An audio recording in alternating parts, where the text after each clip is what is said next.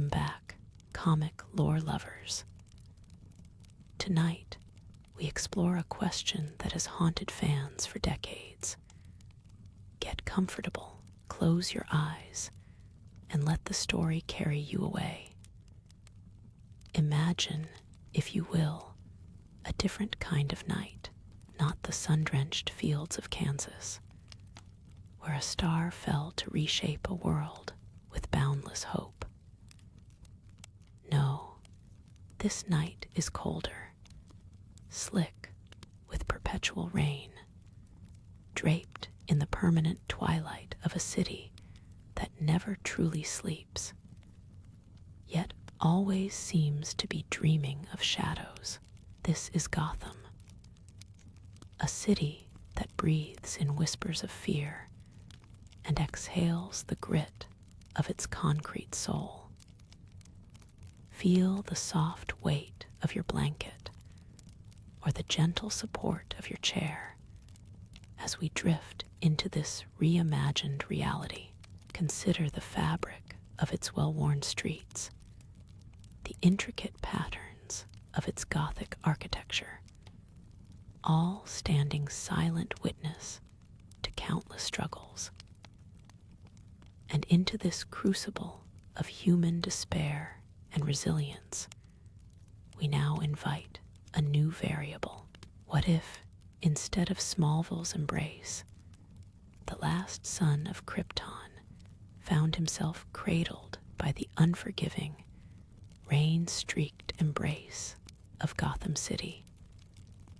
What would become of him? What would become of them all? Breathe deeply, letting your thoughts settle like the city's own pervasive mist. Our journey begins not with a bang, but with a silent, almost imperceptible whisper from the stars, descending towards a fate entirely different. The air in Gotham often carries the scent of damp concrete and untold stories, a subtle perfume of decay and enduring spirit. On this particular night, however, there is an almost unnatural stillness, a hush that even the city's ceaseless undercurrent of sirens and distant shouts cannot entirely break. It's a quiet that precedes a profound alteration, a shift in the very fabric of its being.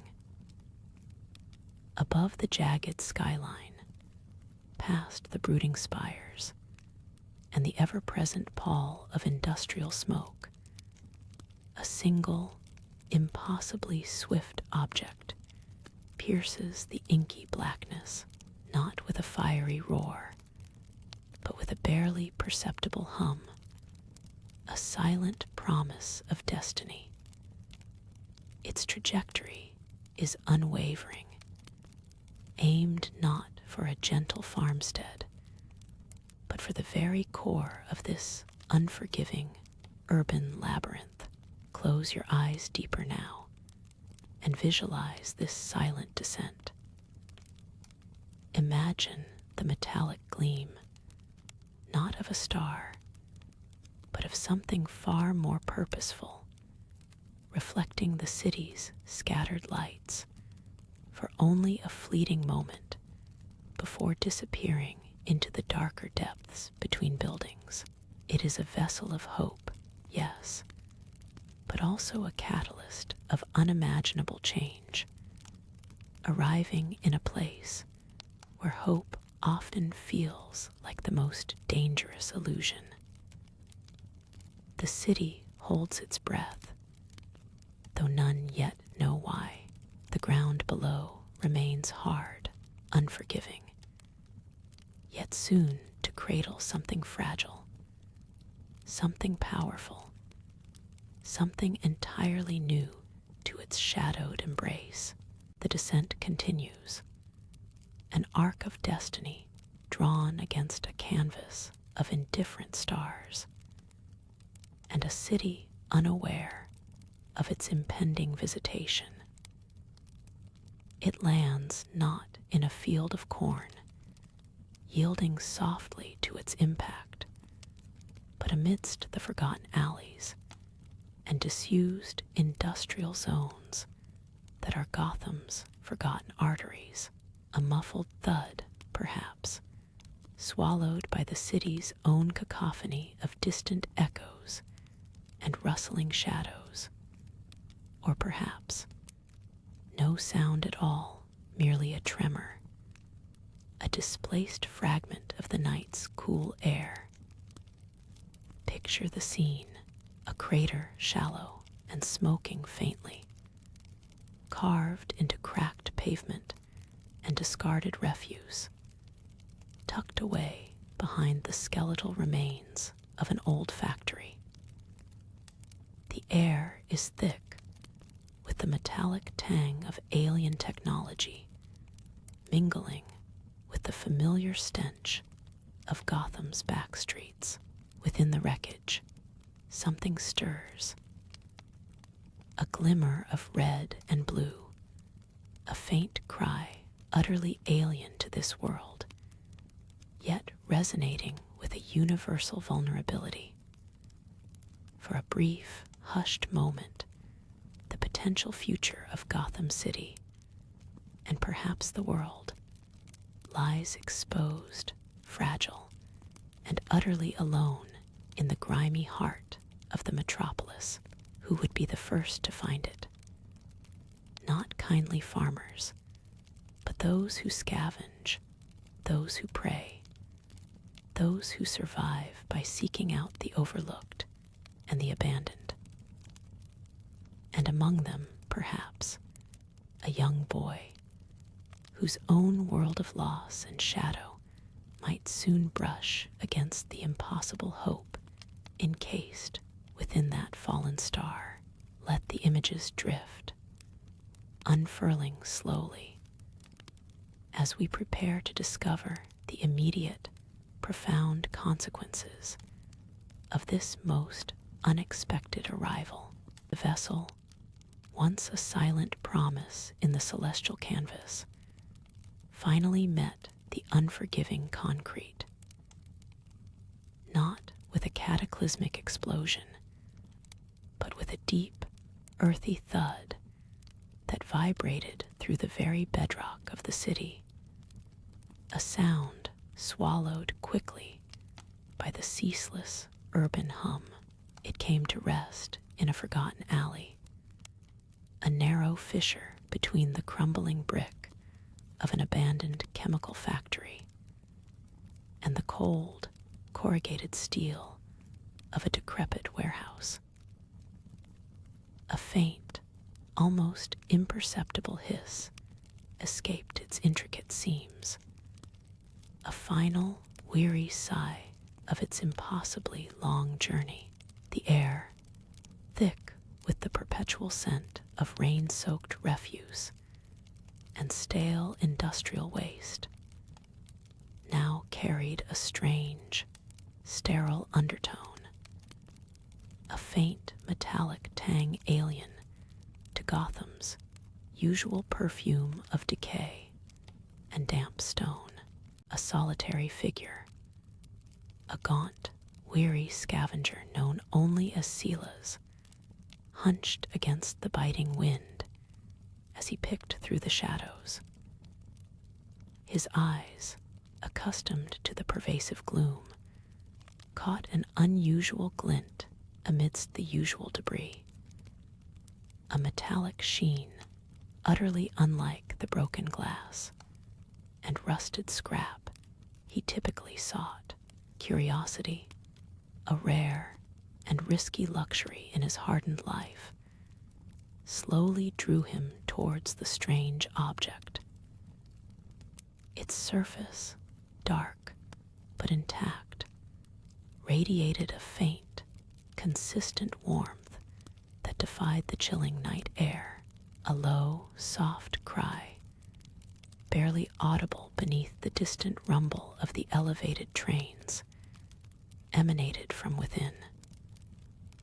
Hesitantly, Silas approached, his calloused hand trembling slightly, reaching out to touch the smooth, unearthly metal. The pod shimmered faintly, a subtle shift in its contours, before a circular panel slid open with an almost silent grace, revealing its impossibly precious cargo. Inside, nestled within a surprisingly soft, luminous material that pulsed with an internal, gentle light, lay an infant, unblemished and serene, with eyes closed in profound slumber. The child was an impossible beacon of purity in the raw, grimy heart of Gotham. Silas, a man whose soul had been hardened by decades of city indifference and struggle, felt an unfamiliar, almost painful tremor in his chest. This was no ordinary find, no discarded treasure. This was something sacred, something profoundly out of place, yet desperately vulnerable. The infant's tiny fists clenched, a soft, almost imperceptible whimper escaping its lips. And Silas knew, with a certainty that transcended all logic and self-preservation, that he could not leave this child to the harsh, uncaring indifference of Gotham's perpetual night. A silent, desperate promise formed in his weary mind, a vow to protect this fragile, radiant life. Inside, nestled on a bed of softly glowing, alien material, lay an infant. Its skin, impossibly smooth, had a faint, healthy flush that seemed to draw warmth from the surrounding chill. Dark, wispy hair crowned its small head, and its eyes, now open and gazing with an unblinking innocence, held a depth of blue that mirrored a sky Silas had only seen in faded pictures, not the perpetually bruised heavens of Gotham. The soft cry continued, a sound of pure, helpless life, completely out of place in this tomb of brick and forgotten things. Silas, hardened by decades of scraping by, felt an unfamiliar tremor in his chest. This was no ordinary find, no discarded treasure, but something profound, something that defied the grime and despair of his world. Silas's mind, usually a chaotic jumble of survival instincts, struggled to process this impossible reality. He cautiously extended a finger, and the infant, with an instinctive grasp, closed its tiny hand around his calloused digit. A jolt, not of pain, but of an inexplicable connection, passed through him. This was a child utterly alone, abandoned to the harsh realities of Gotham. He couldn't leave it, not here, not to the elements or the unforgiving streets. The responsibility settled upon him, heavy and unexpected, yet also strangely warm. Silas, with the tiny, impossibly warm bundle held carefully against his chest, navigated the labyrinthine alleys back to his meager dwelling. The chill of the night, usually a familiar companion, felt distant, shielded by the nascent warmth radiating from the child. His one-room apartment above a perpetually damp storefront was barely more than a forgotten nook, filled with the ghosts of meager meals and solitary nights. Now, a faint, almost ethereal glow seemed to follow them, reflecting in the grimy puddles of the street, an alien promise in the heart of Gotham's decay. He knew, with a certainty that settled deep in his bones, that his life and this forgotten corner of the city had irrevocably changed. The sounds of distant sirens and the constant hum of the elevated train were background noise to the soft, steady breathing of the infant, a fragile rhythm against the city's relentless discord.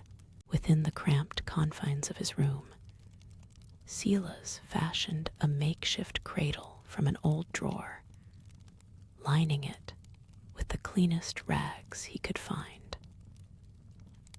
The faint, persistent warmth from the alien pod now seemed to infuse the entire space, pushing back the pervasive dampness and chill that usually clung to the walls. He watched the infant, who he instinctively began to call Clark, with a mixture of awe and trepidation.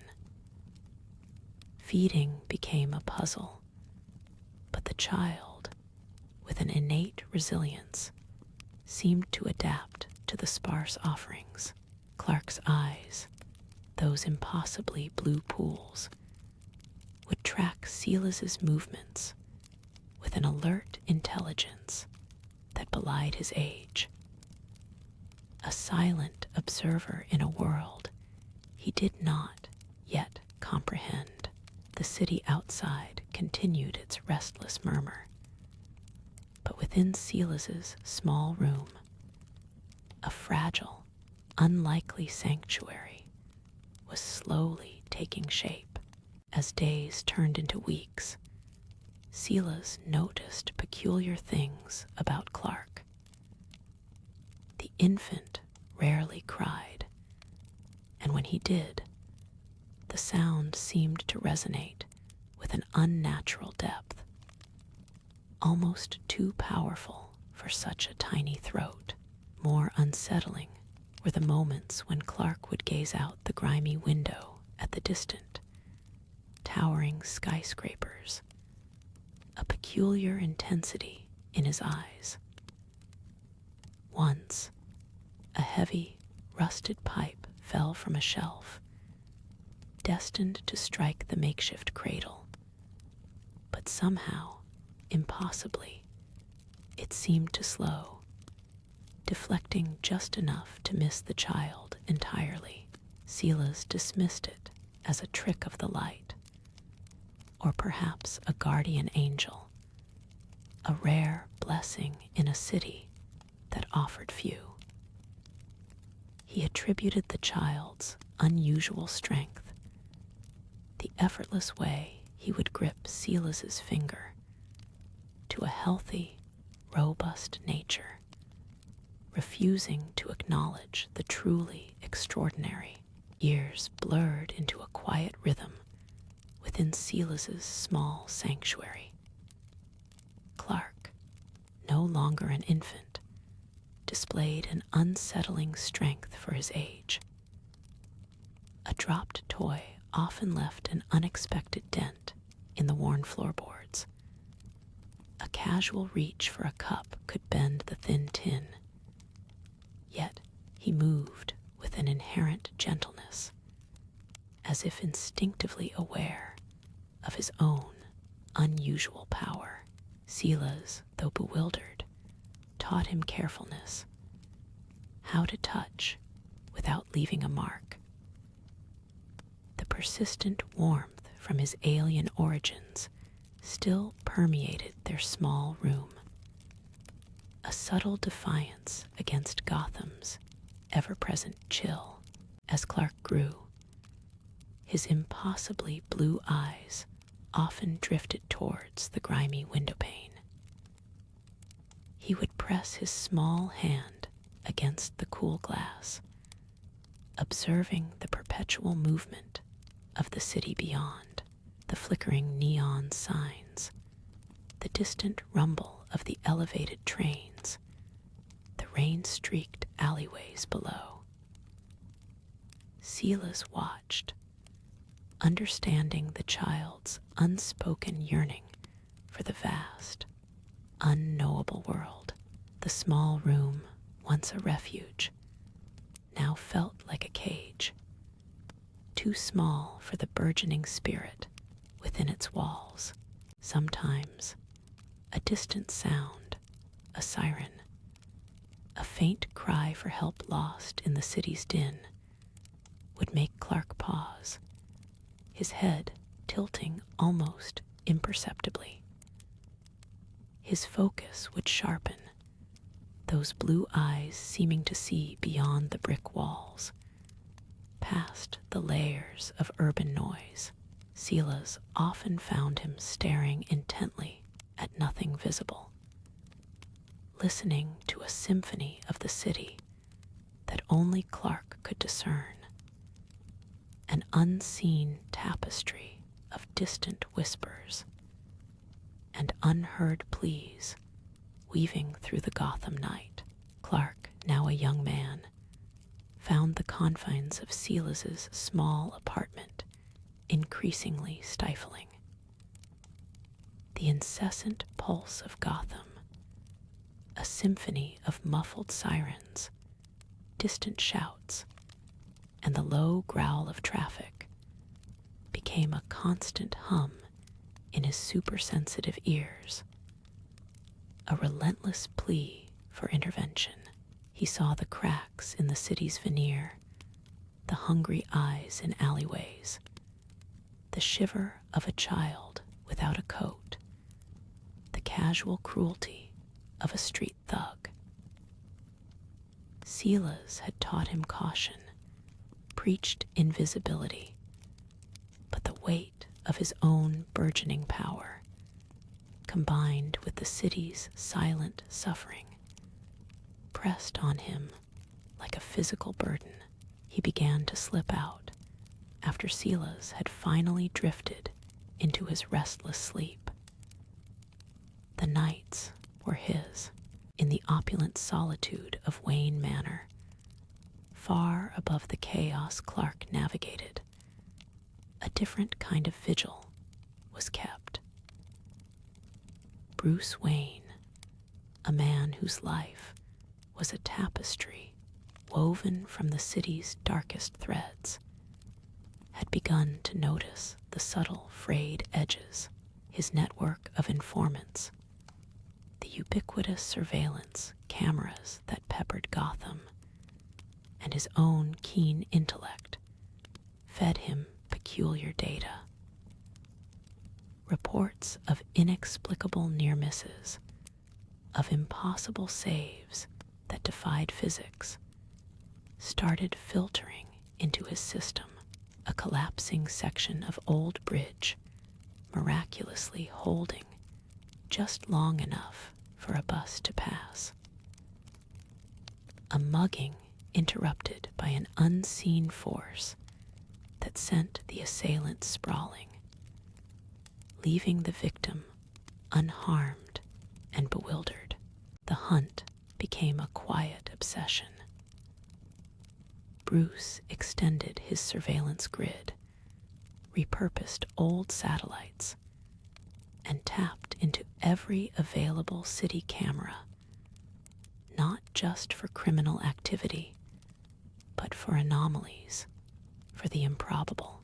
He spent countless nights perched on the highest gargoyles, his cape billowing gently in the perpetual Gotham wind, his enhanced vision sweeping the sprawling urban landscape.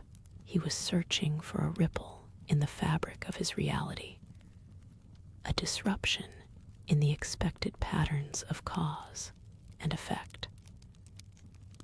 Then, one night, amidst the usual cacophony of distant sirens and the glow of 1,000 streetlights. He saw it, high above the towering spires of the financial district, silhouetted momentarily against a sliver of pale moon, was a shape. The whispers began in the lower echelons of Gotham's underworld, then rippled upward.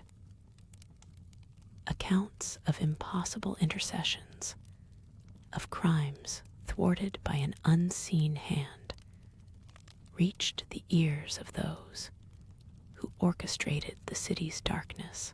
Some dismissed them as drunken ramblings or urban legends, but the more astute, the more powerful, recognized a new variable in their carefully constructed equations of crime.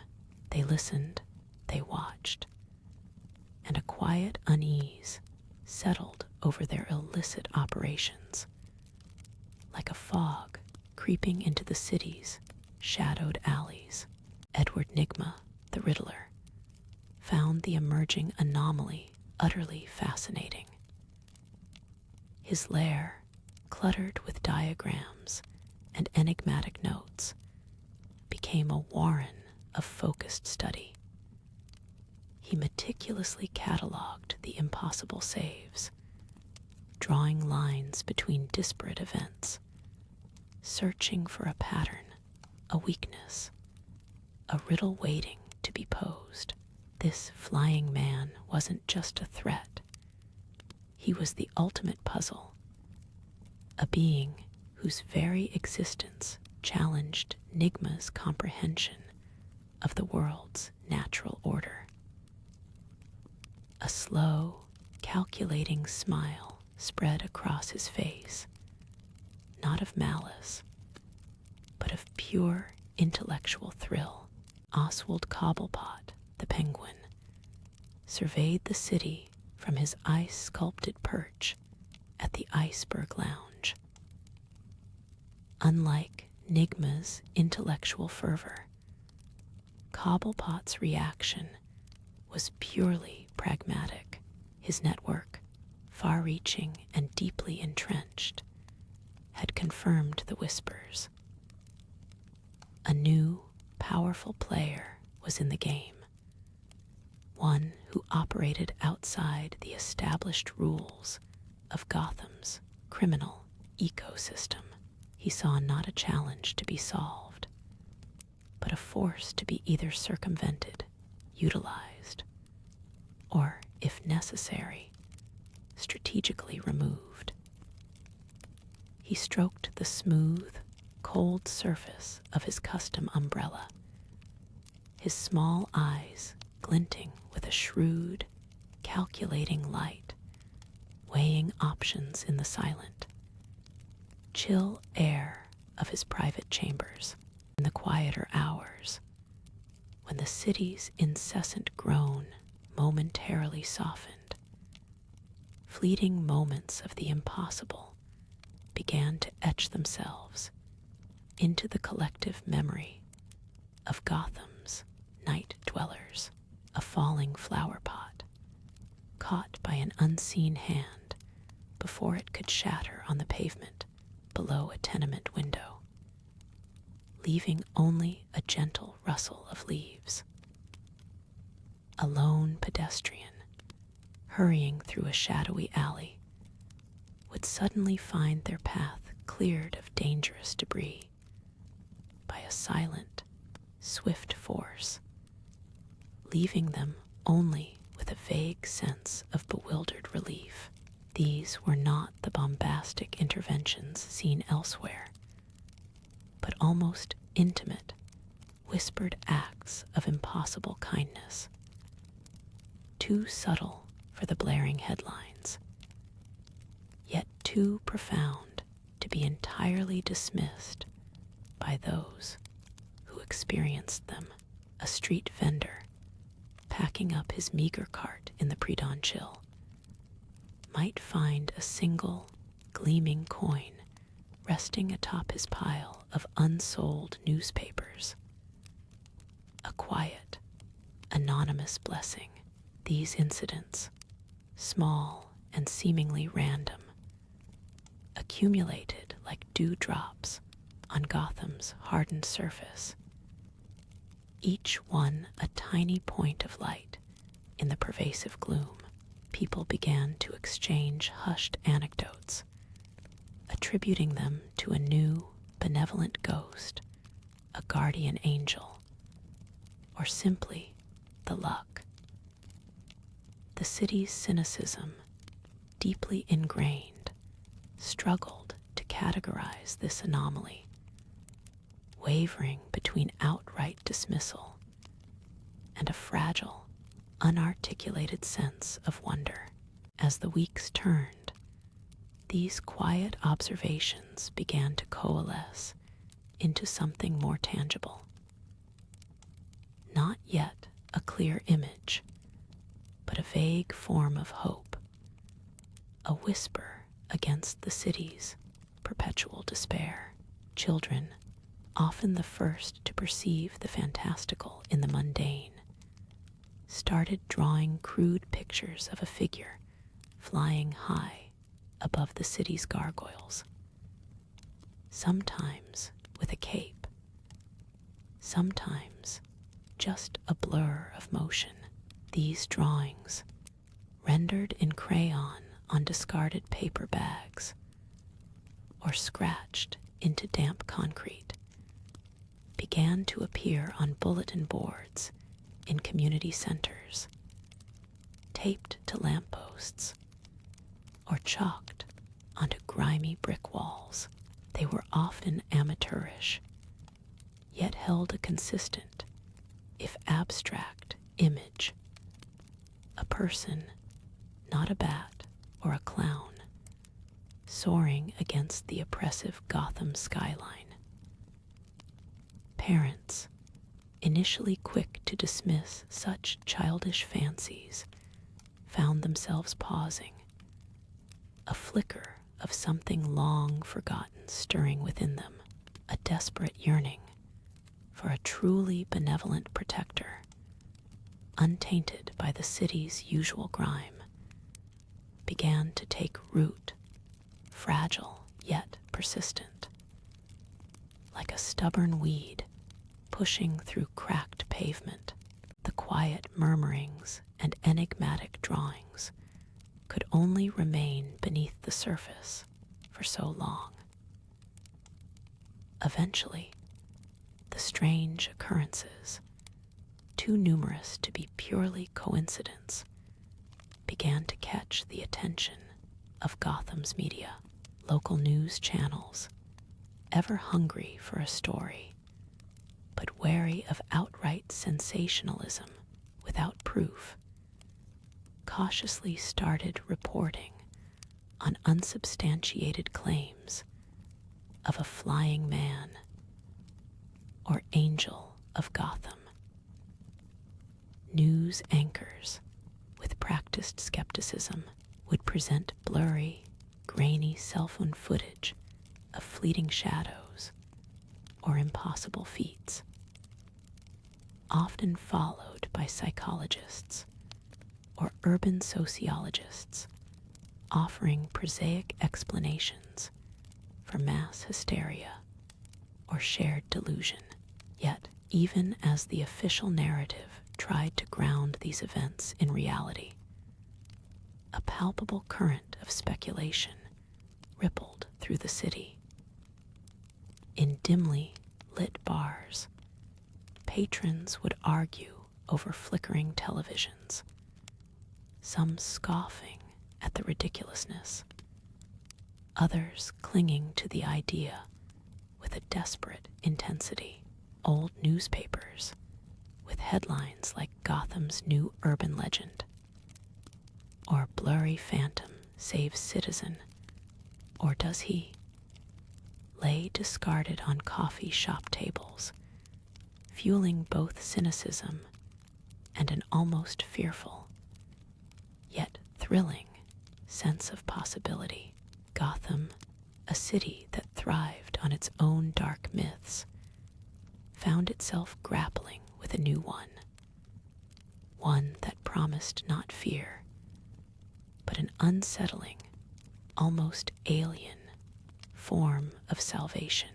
The yearning of Gotham's populace, a fragile bloom of hope, reached the quiet figure soaring above. He saw the crayon drawings, the whispered anecdotes, yet from his lonely perch atop the tallest Gothic spire, the city revealed its deeper, pervasive truth, not just the grand, chaotic crimes, but the silent, grinding injustices that wore down souls. He observed the streetlights casting long, distorted shadows, concealing desperate acts. He heard the faint cries for help, too commonplace to be truly shocking, too frequent to be ignored. Each night, the city presented a new tableau of human failing, a relentless current of despair that threatened to pull under even the most resilient. This unending cycle of misery, witnessed from above, etched a new expression onto his face, a subtle hardening around the jaw, a deepening of the lines around his eyes. His gaze, once reflecting boundless wonder, now held a focused intensity, a quiet determination tinged with sorrow. The easy smiles that once came to him, born of pastoral sunshine and simple kindness, were fewer now. Gotham did not offer simple kindness easily.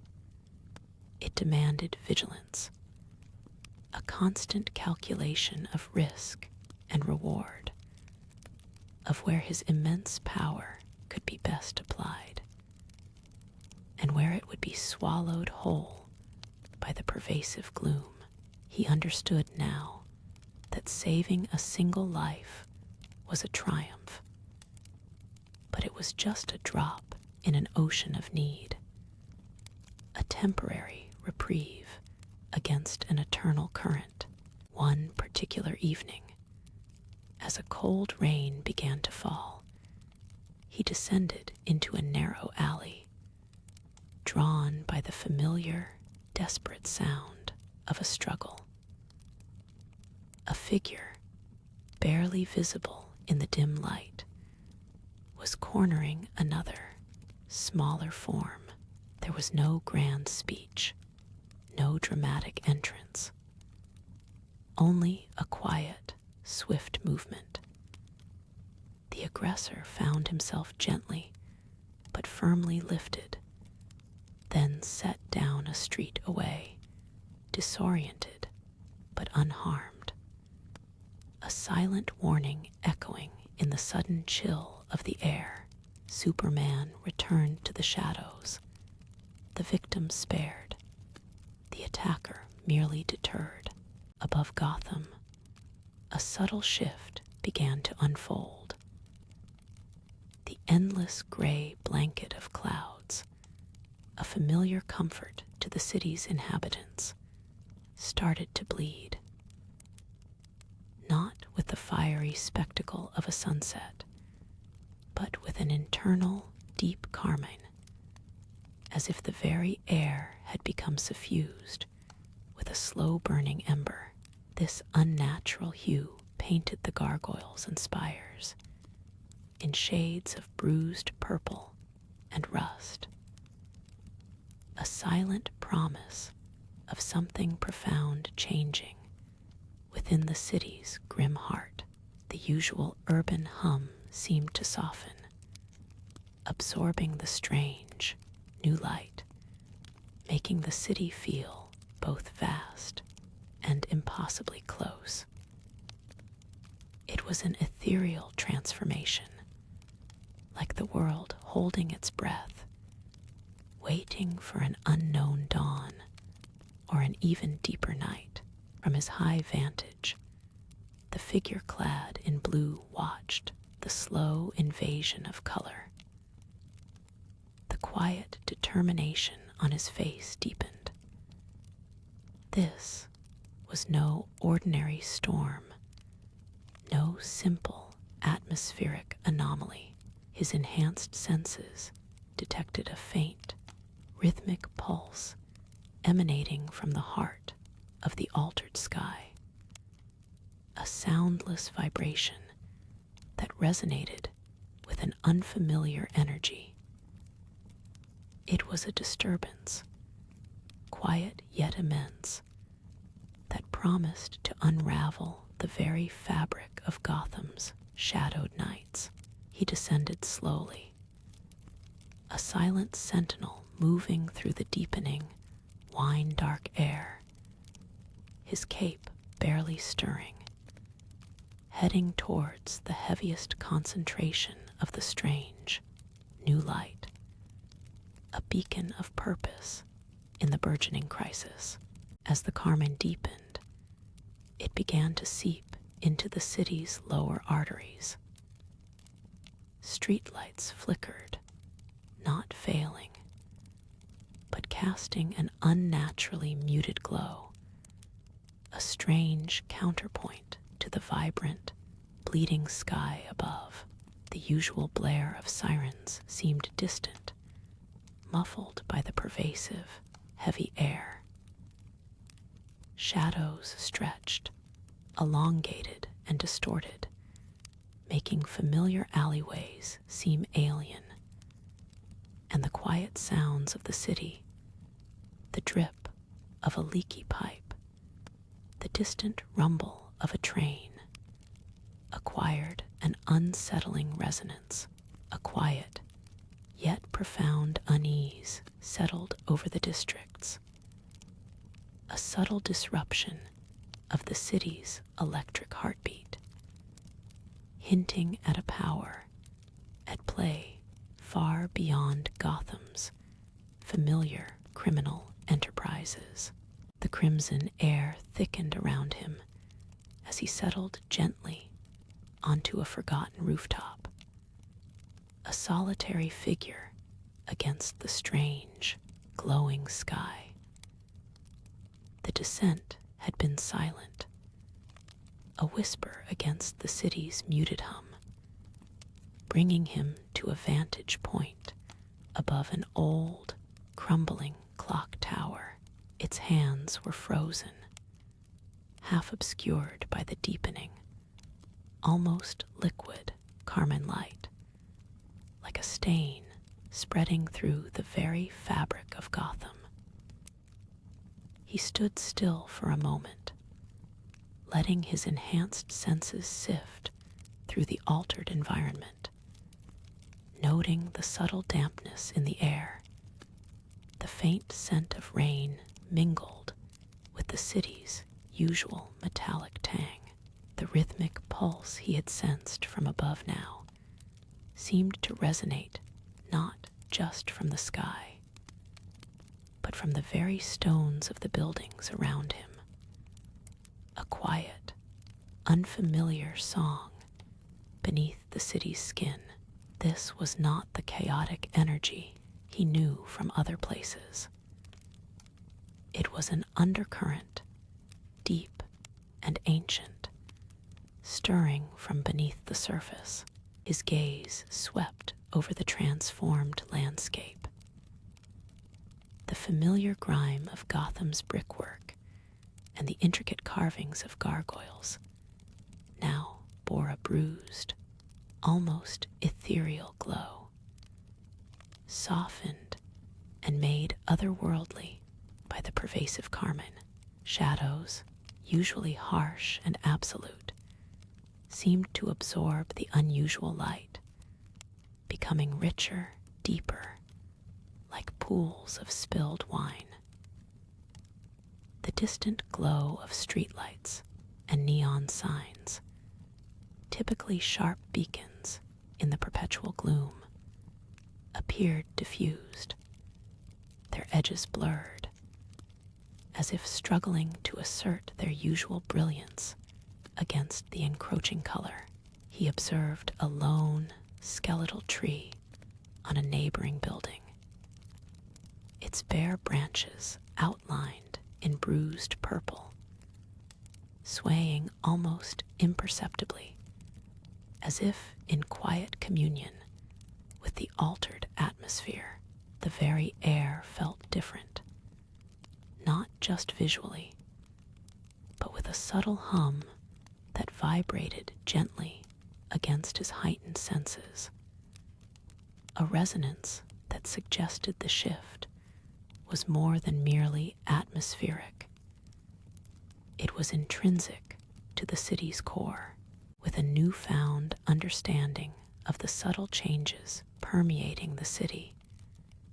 He pushed off from the rooftop, not in a burst of speed, but with a deliberate, almost contemplative lift. His cape, a vibrant splash of red against the deepening carmine sky, unfurled slowly, a silent banner in the altered air. He began to drift, a barely visible shadow against the strangely glowing clouds, heading deeper into the labyrinthine sprawl of buildings below.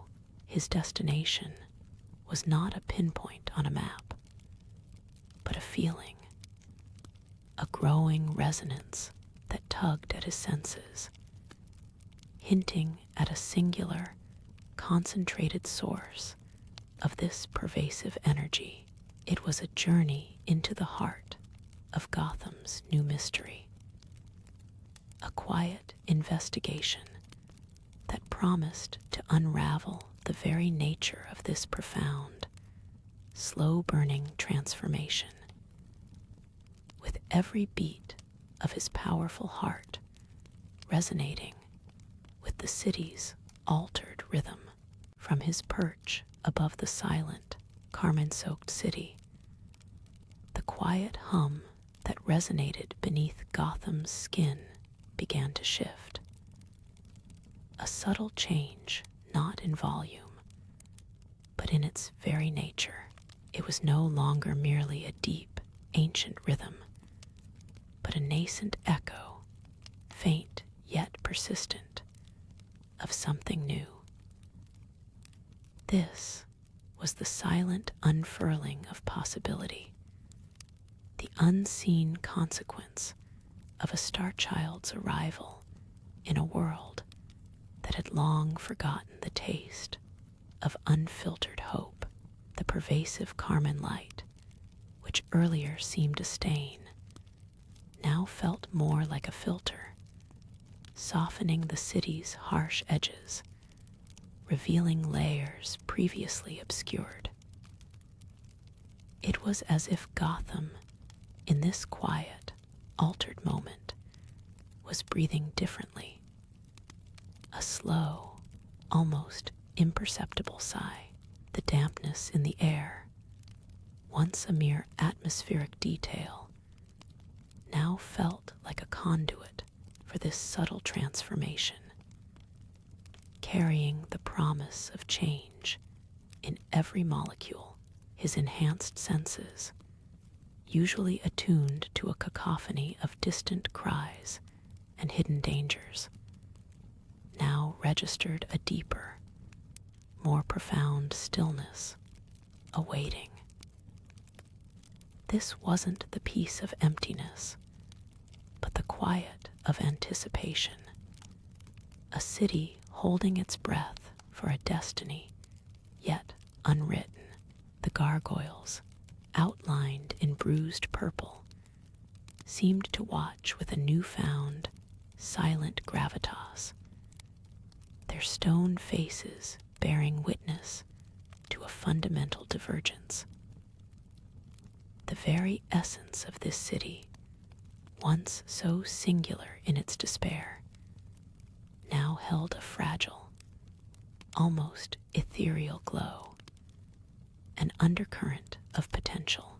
The notion that a single life, so different from its grim surroundings, could recalibrate the very soul of a metropolis settled gently into the stillness. This quiet resonance, this unwritten future, began to weave itself into the fabric of the sleeping city. Profound stillness deepened, carrying with it the quiet, heavy questions of this altered path. How does a city defined by its shadows reconcile with a being forged in pure light? What happens when unwavering idealism collides with the brutal pragmatism of a masked vigilante who has seen only the worst of humanity? These were not answers to be shouted into the night, but whispers that would echo through the coming decades, reshaping alliances and redefining the very nature of what it meant to be a hero in Gotham. The blurred edges of distant neon, previously struggling against the carmine, now seemed to merge, not into a loss of identity, but into a new composite glow. A subtle blending of the city's harsh truth with an alien, gentle hope. The skeletal tree on the neighboring building, its branches still outlined in bruised purple, now seemed to sway with a gentler rhythm, a quiet testament to the enduring presence of life, even in the most desolate of settings. This new resonance, a quiet song beneath the city's skin, was the sound of a universe gently recalibrating, finding a new equilibrium. It spoke of a Gotham where the perpetual gloom, while still profound, might now hold a different quality of darkness, one perhaps capable of absorbing a sliver of dawn, even if that dawn remained unseen for now. The metallic tang in the air, previously sharp, now seemed to mellow, subtly infusing with a hint of something fresh, a lingering scent of distant, open fields. The idea was not of an immediate, explosive change, but of a deep, systemic shift, slow and inevitable, like the erosion of rock by a persistent, gentle stream. The true impact of this alternate landing would not be measured in grand battles, but in the quiet, profound reevaluation of every shadow, every street corner, every desperate plea for help. Gotham, in this silent reflection, was poised on the precipice of a future forever altered, its essence subtly, irrevocably transformed by the gentle weight of hope. And so, as the carmine light softened further, giving way to the deeper, velvety blues of a true Gotham night, the immediate intensity of the what if began to recede. The questions lingered, yes, but they no longer demanded immediate answers. Instead, they settled into the quiet hum of the universe, a lullaby of endless possibilities. This alternate reality, birthed from a single, divergent choice, would continue its silent unfolding, a tapestry woven with threads of hope and shadow, justice and mercy, in proportions previously unimagined. The distant glow of streetlights and neon signs, now fully diffused and softened, cast a gentler sheen across the rain-slicked streets, a quiet promise that even in Gotham, light could find new ways to exist. The subtle dampness in the air, the faint scent of rain, now felt like a final, soothing embrace from the city, inviting contemplation rather than urgency. The rhythmic pulse from beneath the city's skin had become less an undercurrent of ancient energy and more a steady, peaceful beat. A new heart for a city that had found a different kind of protector. The jagged silhouettes of the buildings, usually stark against the sky, now seemed to blur at their edges, dissolving softly into the tranquil dark, like dreams fading upon waking. This was the quiet resolution, the peaceful acceptance of a story told, its echoes lingering only as a gentle reminder of the paths untaken.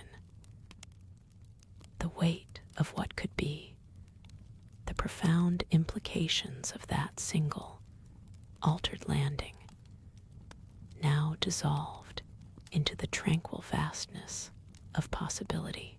Let your mind drift from the intricate dance of light and shadow, from the collision of ideals, and settle into the quiet, reassuring knowledge that even in the darkest of cities, a different kind of dawn is always possible. A gentle, comforting thought to carry into the stillness. The silent city sleeps, its secrets now holding a new, softer hue, far above the shadowed streets. In a tower that pierced the perpetual gloom, a different kind of vigil began. Lex Luthor, a man whose ambition was as boundless as the cosmos Superman had crossed, observed the city through a vast, reinforced pane of glass. The hum of advanced, proprietary technology was the only sound in his private airy, a low thrumming that resonated with the methodical gears turning in his mind. He wasn't interested in the raw power of the alien, but in its potential vulnerabilities, its points of systemic failure within the delicate, crime-riddled ecosystem of Gotham. The faint scent of ozone mingled with the sterile tang of his immaculate office, a testament to the constant flow of energy through the complex systems he orchestrated. His gaze, keen and calculating, settled on a distant, barely discernible flicker against the dark horizon. A pattern of light that suggested a certain impossible speed. A signature that was now indelibly linked to this new, unwelcome variable. His fingers, long and precise, drifted across a holographic projection that shimmered with data points representing known crime hotspots, population density, and even the subtle atmospheric currents of the city. He wasn't merely tracking, he was modeling, predicting, running countless simulations of cause and effect. The projection displayed a faint, almost invisible S symbol, appearing as a superimposed anomaly on a particular sector of the city, indicating a recent, anomalous energy signature. This wasn't a hero in the traditional sense, but a force, an equation whose variables he intended to solve, then control. The quiet whir of the holographic projector added another layer to the confined sounds of his sanctuary, a testament to the relentless, silent work underway. He took a measured breath, the air in the room perfectly filtered, completely devoid of the city's grime, preparing for the intricate dance of intellect against raw power. A soft click echoed in the large space as a single, ornate box, crafted from dark, polished wood, and inlaid with subtle metallic filigree, extended from a hidden compartment within his desk. It was unassuming, yet held the concentrated essence of his initial foray into understanding this alien phenomenon. Inside, nestled on a velvet cushion, was a sliver of an unknown green mineral, pulsing with an almost imperceptible, dull luminescence, casting a faint, emerald glow onto the polished surface. This small, silent piece of another world represented not just a curiosity, but a crucial element in his unfolding strategy. The distant, almost imperceptible siren call from the streets below served as a subtle reminder of the chaos he aimed to either control or exploit, all through the precise application of knowledge. Starting with this quiet, potent fragment, the holographic projection shimmered under his touch, expanding, segmenting, revealing layers of encrypted data. Each pulse of light, each recorded sonic boom, each faint tremor in the city's infrastructure was meticulously catalogued, cross-referenced against known terrestrial phenomena, and found wanting. He traced the trajectory of the anomaly, a ghost in the machine, charting its unpredictable, yet strangely purposeful, movements across Gotham's sprawling expanse. The initial S signature began to resolve into a more complex pattern of energy disbursements, hinting at capabilities far beyond simple flight or strength. His gaze, sharp as ever, drifted from the S pattern to other overlays on the holographic map. Known criminal strongholds, vulnerable infrastructure points, population clusters susceptible to panic. The silent implications of such power, untethered and unknown, were immense. He ran predictive models, not of the alien's destruction, but of its potential influence, its capacity to disrupt the delicate, often brutal balance he had painstakingly maintained. The faint scent of ozone now seemed to carry a metallic tang, an unbidden reminder of the raw, alien energy he sought to comprehend. A new series of data streams began to populate the edges of the projection, lines of probability and potential systemic failures, not for the alien, but for Gotham itself. He wasn't merely tracking a force, he was mapping its gravitational pull on the city's fragile order. His precise fingers ghosted over a section of the holographic display, initiating a new, complex algorithm designed to chart contingency scenarios. To find the systemic off switch. for any unknown variable that might threaten the city's already precarious balance. The low hum of the Ares systems intensified almost imperceptibly, a symphony of silent calculation. The holographic projections pulsed, their soft light reflecting in Batman's steady gaze. The S signature, initially a curiosity, now resolved into something more profound, a complex pattern of energy distribution that defied all known physics.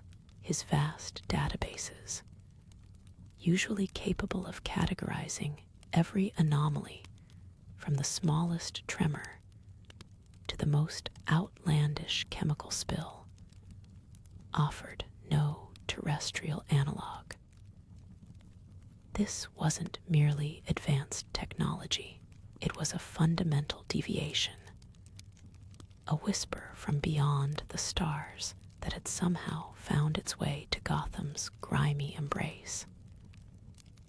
The chill of the Batcave, usually a constant, familiar companion, seemed to deepen, imbued with a new, subtle tension. It wasn't fear, not precisely, but a recognition of the unknown, an alien variable introduced into a meticulously catalogued, albeit chaotic, equation. The quiet of the Batcave, usually a sanctuary of controlled information, now felt like a prelude to something vast and undefined. Batman's predictive models, refined over decades of battling Gotham's most unpredictable minds, still struggled with this new variable. The S signature hinted at power beyond comprehension, but also, paradoxically, at a pattern of restraint, of contained energy. It was not a chaotic explosion, but a controlled descent, an enigma veiled in cosmic dust. He dismissed the holographic projections with a silent gesture, the light receding into the consoles, leaving the cave bathed once more in its familiar, low-level operational hum. His attention shifted from the abstract to the immediate.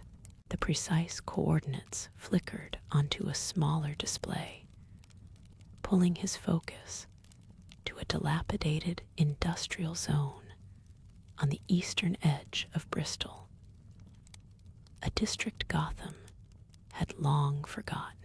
It was a place where old warehouses crumbled into dust and broken windows reflected only the moon's indifferent gaze.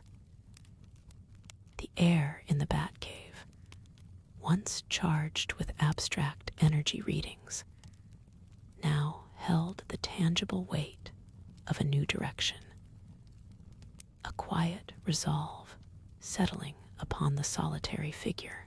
Through the muted screens of the Batmobile, the desolate landscape unfolded. Twisted metal structures and rain-streaked brick walls stood as silent monuments to an era long past. The only sounds were the soft hum of the vehicle's engine and the distant, rhythmic drip of water from corroded pipes. No sirens wailed, no chaotic shouts echoed, only the profound, forgotten silence of a place slowly being reclaimed by time and neglect. A perfect shroud for an unexpected arrival, nestled amidst the debris of a collapsed factory wall. An object lay perfectly undisturbed, unlike anything of terrestrial make. Its surface, smooth and dark, absorbed the faint, ambient light of the city, only occasionally reflecting a deep, unearthly sheen. It was smaller than expected, a silent, almost humble sphere of advanced metal, resting gently as if merely a stone among rubble, yet radiating an undeniable, profound stillness. No signs of a violent impact, only a deep, contained mystery. The Batmobile, a low shadow itself, merged with the deeper darkness of the industrial district. Its advanced optics cut through the rain-streaked gloom, revealing a skeletal landscape of rusted cranes and collapsed roofs. The air grew heavier here, not just with the scent of stagnant water and decaying concrete, but with an unfamiliar stillness that transcended even Gotham's quietest corners. This was a place where even the wind seemed to hold its breath. Batman, a silhouette within the vehicle's cockpit, observed the silence, a prelude to the unknown. His gaze swept across the derelict structures, searching for any anomaly in the pervasive decay, any hint of the cosmic dust he detected from afar. The vehicle came to a soft halt, its engine a mere whisper before falling silent altogether. Batman emerged, a figure of profound shadow against the muted glow of the urban decay. His footsteps, deliberate and measured, barely disturbed the wet gravel and fallen debris. The vast, empty space echoed with a silence that felt less like absence and more like a held breath. He moved between skeletal remains of abandoned machinery, each step an inquiry into the forgotten landscape. The faint scent of ozone mingled with the damp earth, a subtle signature that seemed out of place in this realm of rust and forgotten time. His cowl turned slowly, optics scanning the ground, and then, amidst the broken concrete and scattered fragments of a long-collapsed roof, a disruption.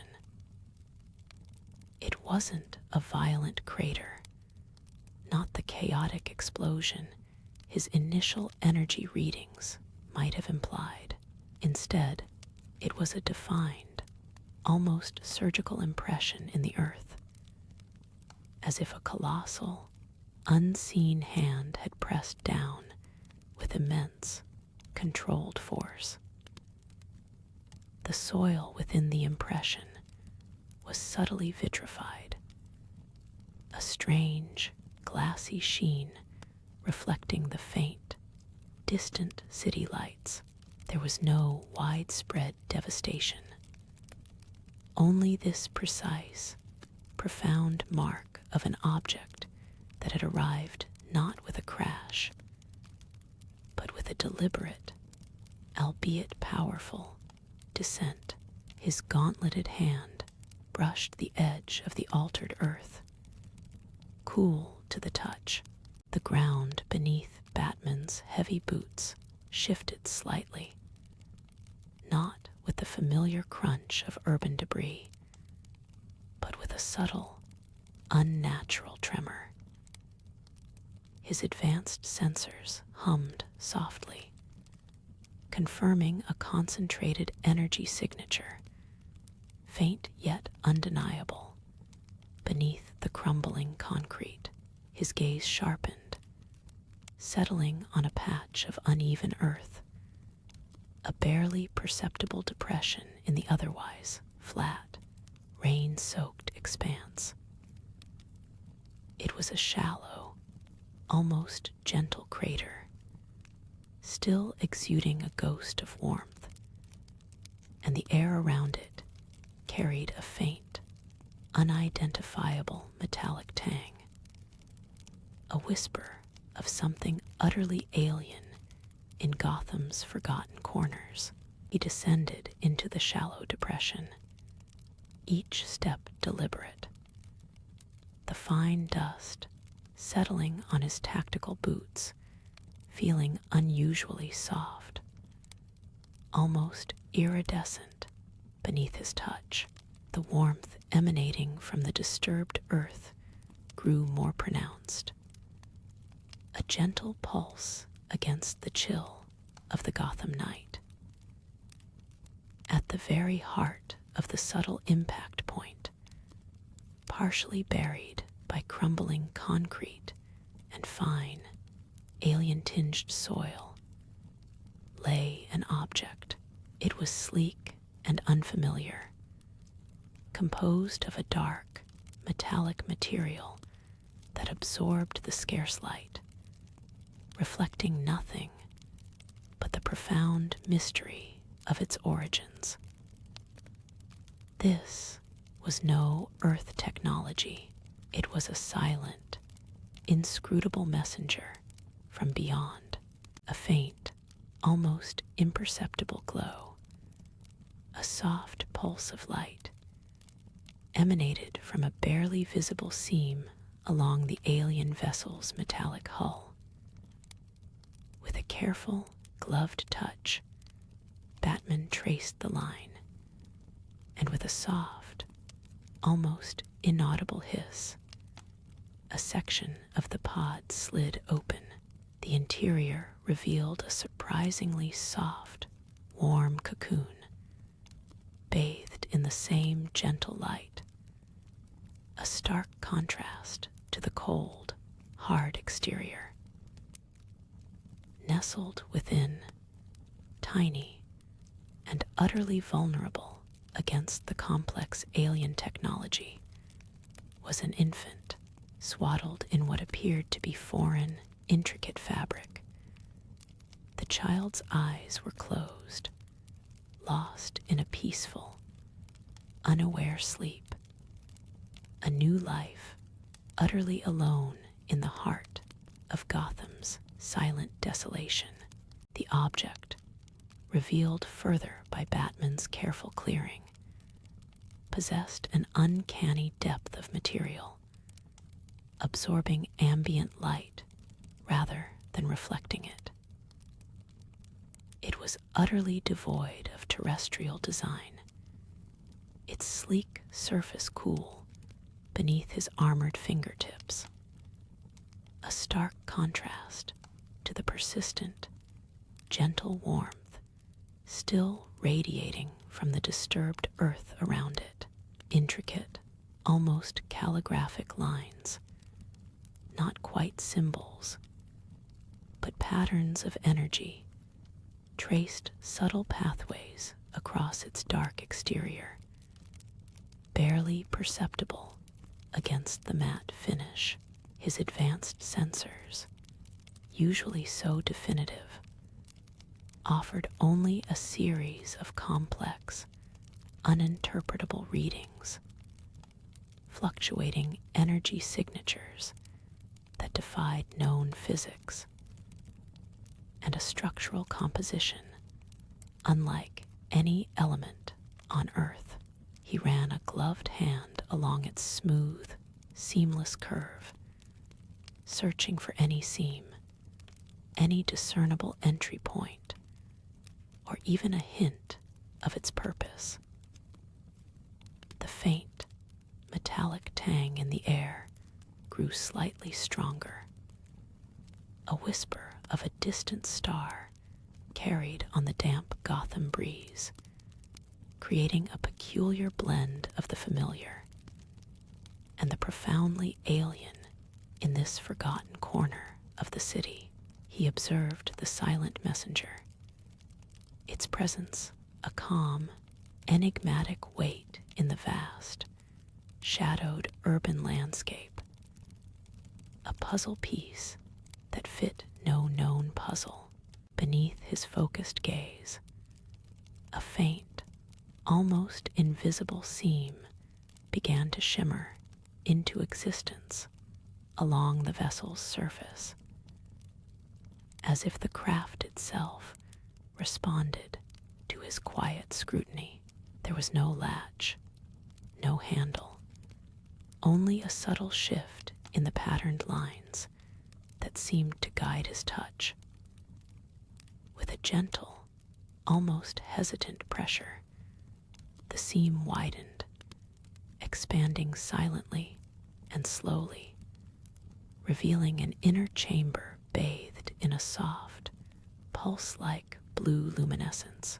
The light cast long, shifting shadows across the debris-strewn ground, painting the scene in hues of deep indigo and soft, ethereal glow.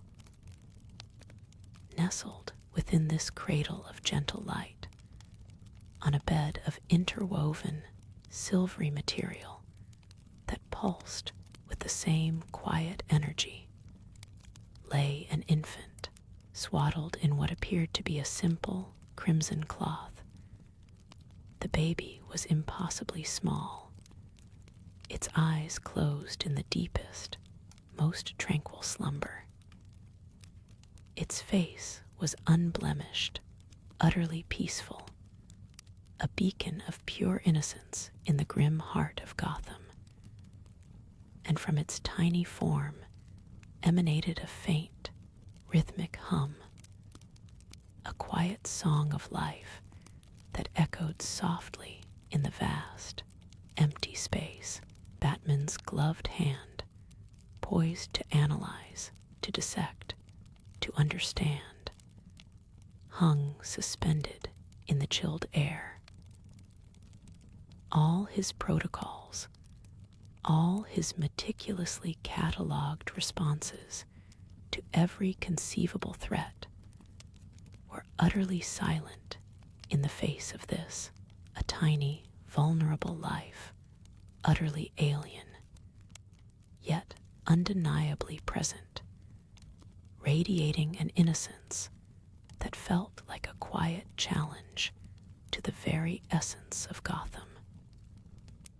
His diagnostic tools, usually his unflappable companions, offered no data on how to handle an extraterrestrial infant. This was not a criminal to be apprehended, nor a puzzle to be solved with logic and force, but a living enigma that had fallen from the stars into his shadowed, broken city. The infant stirred slightly, a soft, unburdened sigh escaping its tiny lips, a sound so utterly human it resonated strangely in the silence. Batman knelt, his silhouette a stark, imposing shadow against the gentle blue light emanating from the alien craft. The infant, swaddled in its impossible crimson, was a paradox, utter vulnerability, radiating an almost imperceptible strength, a quiet energy that vibrated against the very air. He reached out a gloved finger, hesitating just inches from the baby's cheek. There was no warmth, no cold, just a profound stillness, a fragile perfection that seemed entirely out of place in the grimy, broken world he knew. He studied the silvery, interwoven material of the cradle, noting how the light seemed to dance within its strands, an internal luminescence that defied the mundane laws of reflection and absorption.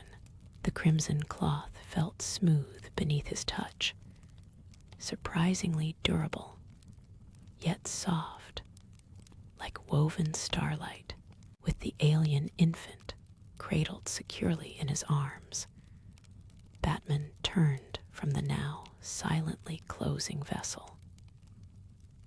The soft blue light receded entirely, the craft's surface resealing with an imperceptible shimmer, leaving behind only the familiar grime and shadow of the alley.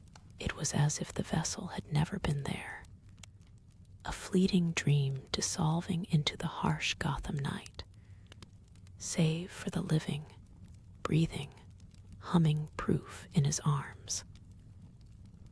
The metallic tang in the air faded, replaced by the damp, earthy smell of old brick and industrial decay. The city's sounds, usually a cacophony of distant sirens and urban hum, seemed muted, distant, as if the world held its breath around this fragile, sleeping secret. He moved with practiced stealth, a dark wraith navigating the labyrinthine alleys and forgotten service roads. The journey ended not at the familiar, imposing gates of Wayne Manor, but deep beneath its foundations, where the very bedrock of Gotham yielded to the intricate, hidden sanctuary of the Batcave. The roar of the waterfall that concealed the entrance was a distant echo, replaced by the low hum of advanced machinery and the soft drip of subterranean water. Batman descended into the vast, cavernous space, the Batmobile waiting silently, a hulking metallic beast ready for its next hunt. He bypassed the usual routes, moving directly to a specialized medical bay, its surfaces gleaming with polished steel and antiseptic light. Gently, he laid the infant down on a sterile examination table. The crimson swaddling pulsed faintly with the baby's rhythmic hum, creating a soft, blue-tinged halo against the stark white surface. The weight of the alien child in Batman's arms was surprisingly light, yet profound. Each silent step through the rain-slicked back alleys of Gotham felt like a trespass, a violation of the city's usual grim order. The air grew colder, the distant rumble of the subway a low thrum beneath his cowl. But the infant remained undisturbed, its faint, rhythmic hum a singular, unwavering note in the urban symphony of decay. He moved deeper into the forgotten pathways, past grimy dumpsters and rusting fire escapes. The crimson swaddling a beacon of impossible purity against the muted blues and grays of his world. The soft, luminous material of the blanket cast a faint, almost ethereal glow on the damp brickwork as he passed, a momentary blessing of light in the perpetual twilight of Gotham's underbelly. He kept to the deepest shadows, a phantom carrying an unheard secret, the future of a world cradled in his gloved hands. The secret passage behind an antique grandfather clock in an abandoned Wayne Enterprise's brownstone clicked open, revealing a descent into darkness. Batman navigated the hidden stairwell with practiced ease, the hum of the infant, a constant, gentle reassurance against the oppressive silence of the forgotten space. He reached a lower chamber, a small, secure room known only to him, designed for temporary respite or clandestine meetings. Here, away from the biting wind and the city's omnipresent gaze, the air felt stiller, warmer. He gently placed the impossible bundle onto a makeshift cot, a simple, clean surface against the rough, industrial aesthetic of the room. The crimson cloth, still subtly luminous, settled around the sleeping child, its soft glow the only true light in the unlit space. He knelt beside it, the metal tang of the alien fabric now more noticeable in the enclosed air. A strange perfume that whispered of stars and distant worlds. He activated a low-frequency scanner from his utility belt. Its soft, internal whir barely audible above the infant's rhythmic hum. The device projected a shimmering, almost invisible field around the child, gently probing its unique biology and the properties of its swaddling. Data, sparse and utterly alien, began to register on the small, flexible screen on his wrist.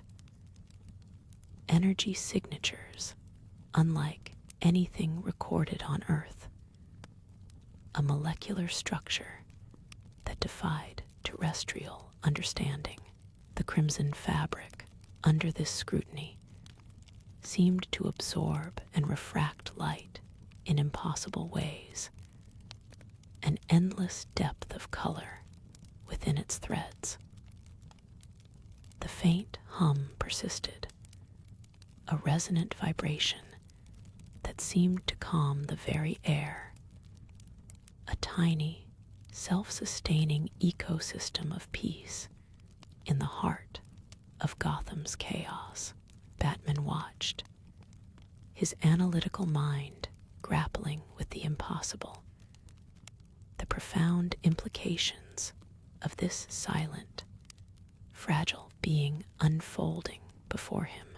The crimson swaddling, impossibly soft beneath his gloved fingertips, radiated a cool, smooth texture that seemed to absorb and emit light simultaneously. It wasn't merely reflective, it possessed an inner luminescence, a faint, rhythmic pulse that mirrored the infant's slow, steady breathing. The metallic tang, initially subtle, now permeated the air in the small chamber. No longer just a scent, but a faint, high-frequency hum that vibrated gently against the eardrums. A silent chord from a world unimaginably distant. Batman, kneeling, allowed a rare moment of his analytical focus to be captivated by the sheer, unexplainable purity of the material, its resilience evident even in its ethereal glow. The infant, utterly undisturbed by its arduous, violent journey or the grim reality of its new home, lay perfectly serene. Its small, unblemished face was a vision of alien innocence, a stark, profound contrast to the harsh, unforgiving world outside the reinforced walls. His gaze, usually so quick to dissect and categorize threats, lingered on the child's impossibly peaceful form. This wasn't a problem to be solved with gadgets or combat. It was a cosmic variable, dropped into the precise, grim equation of Gotham. His mind, a finely tuned instrument of logic and deduction, raced through countless scenarios, each contingency plan collapsing under the weight of the alien reality before him. How to contain such a being, how to understand its purpose, its potential. The questions were boundless, overwhelming, unlike anything he had ever faced in the city's labyrinthine underworld. The secure chamber itself was a testament to Batman's methodical pragmatism. Reinforced concrete walls designed to withstand blasts, surveillance, and the prying eyes of Gotham's elite and underworld alike. It was a sterile, utilitarian space, usually reserved for sensitive equipment, temporary hideouts, or clandestine meetings, stripped bare of any comfort or adornment. Now, however, it hosted an unearthly cradle of pure alien light. The makeshift cot, a simple, metal-framed bed with a clean, unbleached sheet, seemed starkly out of place beneath the ethereal, glowing bundle. Rising slowly, Batman moved with practiced silence to the single, heavy blast door, checking its multiple locks and seals with a habitual, methodical precision that spoke of years of ingrained vigilance. The absolute silence of the chamber, a rare commodity in the perpetually noisy city above, was broken only by the faint, rhythmic hum of the alien fabric and the soft, steady breaths of the sleeping infant. Following his initial shock, Batman moved with practiced precision. He gently lifted the radiant bundle, the alien fabric surprisingly light, yet possessing a noticeable, reassuring weight. The metallic hum intensified slightly, a gentle resonance against his gauntleted hand, a testament to the life contained within. He carried the sleeping infant through the silent, echoing caverns of the Batcave, the dim, blue-black shadows stretching long around them. Each step was measured, cautious, as if he transported not just a child, but a delicate, unfathomable secret. He navigated to a rarely used, enclosed section, a former geological research station within the cave's natural labyrinth, which he had long ago repurposed for contingencies of the most extreme nature. Within this hidden alcove, a makeshift bassinet, crafted from advanced but softened materials, awaited. Batman gently laid the infant down. The swaddling continued its soft, rhythmic pulse, bathing the small chamber in a warm, steady glow, a stark counterpoint to the city's perpetual twilight. He initiated a series of passive environmental scans, his tools designed for stealth and minimal disturbance, rather than intrusive probes. There were no immediate threats, no discernible hostile intent, only the peaceful, deep breaths of the sleeping child. The metallic scent, once sharp, now softened, blending with the subtle, sterile tang of the cave's processed air. creating a unique, almost comforting aroma. He spent hours observing, not as a detective tracking a criminal, but as a guardian analyzing a miracle, a silent sentinel against the unknown, the only sound the infant's soft, even breathing, and the distant, rhythmic drip of water within the vast caverns of the cave. Batman's passive scans yielded no definitive answers, only more profound questions. The child's biological markers were unlike anything in his extensive databases, yet perfectly formed, exquisitely complex. The energy signature, once a beacon, now pulsed with a soft, internal rhythm, utterly benign.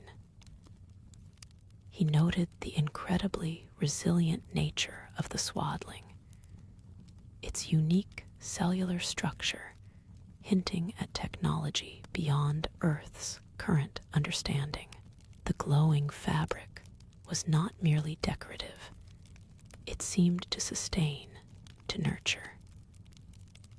Bruce watched, a silent observer in the low light, his mind cataloging, cross-referencing, but finding no terrestrial parallel.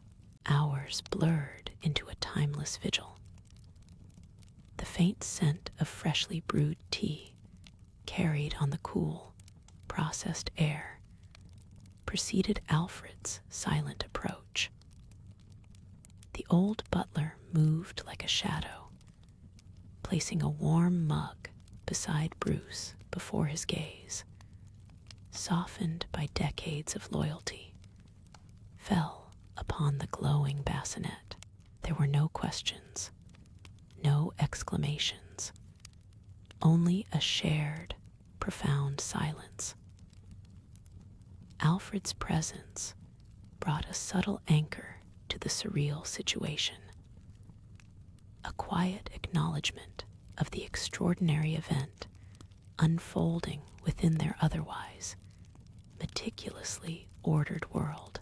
His hand briefly rested on Bruce's shoulder, a gesture of quiet support, just as the distant, rhythmic drip of water seemed to deepen the stillness. A faint stir rippled through the luminous swaddling. A tiny hand, no bigger than a batarang's tip, emerged, reaching aimlessly before retracting into the radiant cocoon. A soft, barely audible sigh escaped the infant's lips, a sound of profound contentment. Batman felt an unfamiliar sensation, a protective instinct, deep and primal, stirring within him. This was not a threat to be neutralized, nor a puzzle to be solved in haste, but a life. A life now intrinsically linked to his, to Gotham's, casting an uncertain, yet undeniably hopeful, light into the perpetual gloom. The touch was fleeting, yet it conveyed a depth of understanding that transcended words, a silent acknowledgement of the impossible situation before them. Alfred's gaze lingered on the small form, a flicker of something ancient and protective in his eyes. The cool, damp air of the cave seemed to settle around them, a natural cradle for the profound stillness.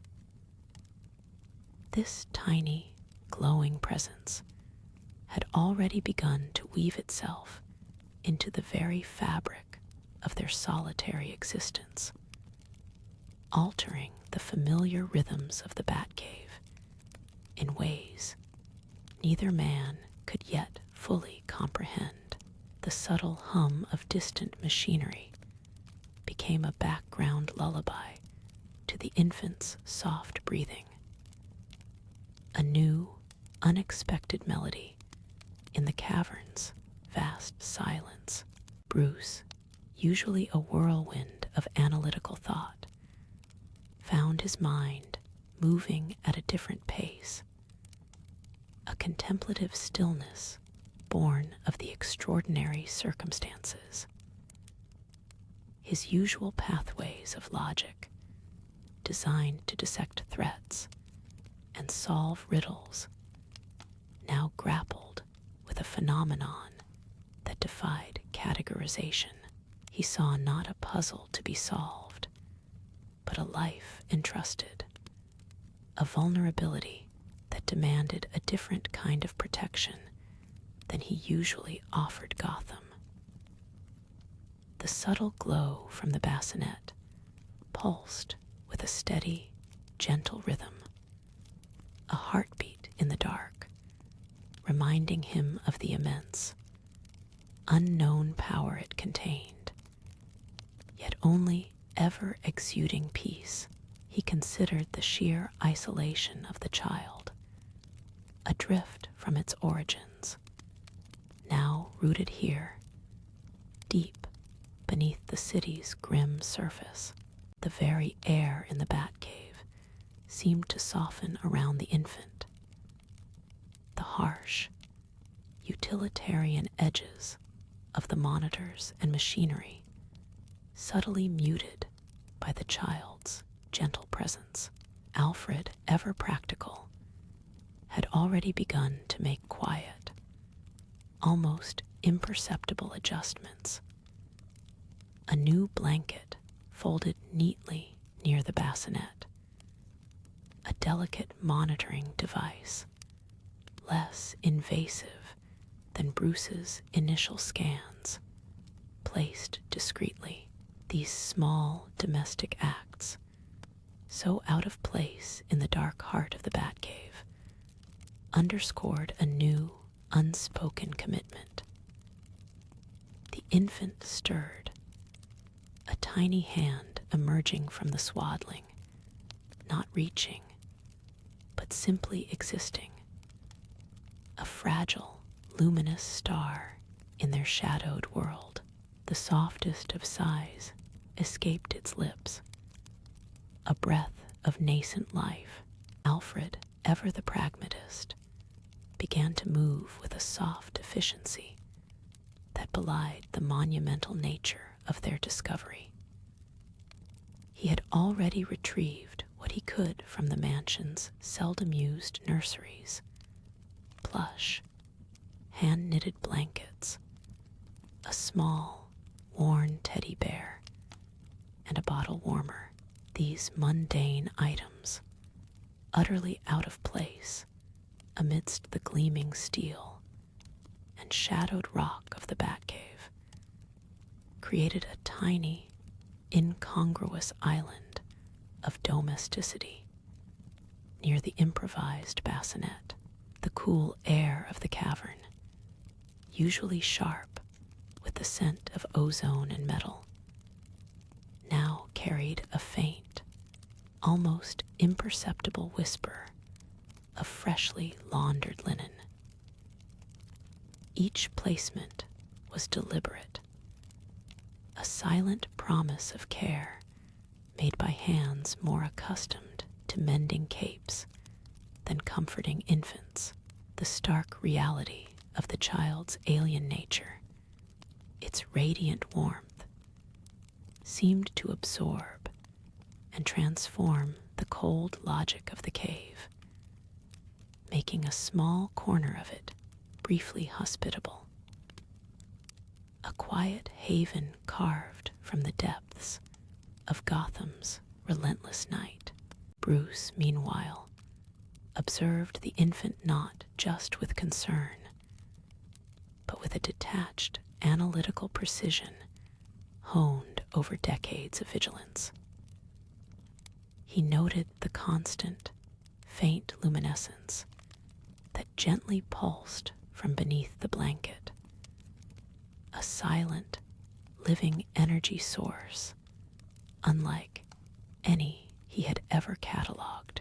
There was an uncanny stillness to the child, even in its sleep, an almost unnatural calm that seemed impervious to the cave's deep, resonant echoes or the distant, muffled sounds of the city above. His trained eye registered the fine, unblemished skin, the delicate features, and the tiny hands that occasionally twitched, revealing an almost formidable strength, even in repose. It was a perfect, miniature being, yet one whose very existence challenged every known scientific principle. He considered the sheer, unfathomable power contained within this small form, a power that currently manifested only as an innocent, peaceful glow, a strange, beautiful anomaly in his world of shadows. As the long Gotham night began its slow, reluctant crawl towards dawn, a new rhythm began to form within the Batcave. The gentle whir of the life support systems, the occasional drip of subterranean water, and now the soft, consistent breathing of the alien child, all merged into a quiet, evolving symphony. Alfred returned with a thermos of warm tea, its steam curling softly in the dim light, offering Bruce a silent cup.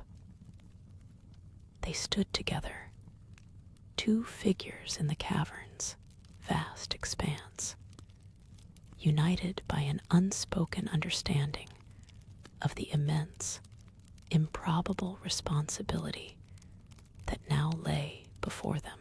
The city above would soon awaken to another day of grim struggle, unaware of the profound shift that had occurred deep beneath its foundations. For Bruce Wayne and Alfred Pennyworth, the world had irrevocably changed, centered now on the silent, glowing presence of a child whose future, and indeed Gotham's, was an unwritten story. Bruce turned his attention from the luminous child to the vessel that had carried it across the stars. It lay silent, an inert metallic chrysalis on a reinforced platform in the deeper cavern.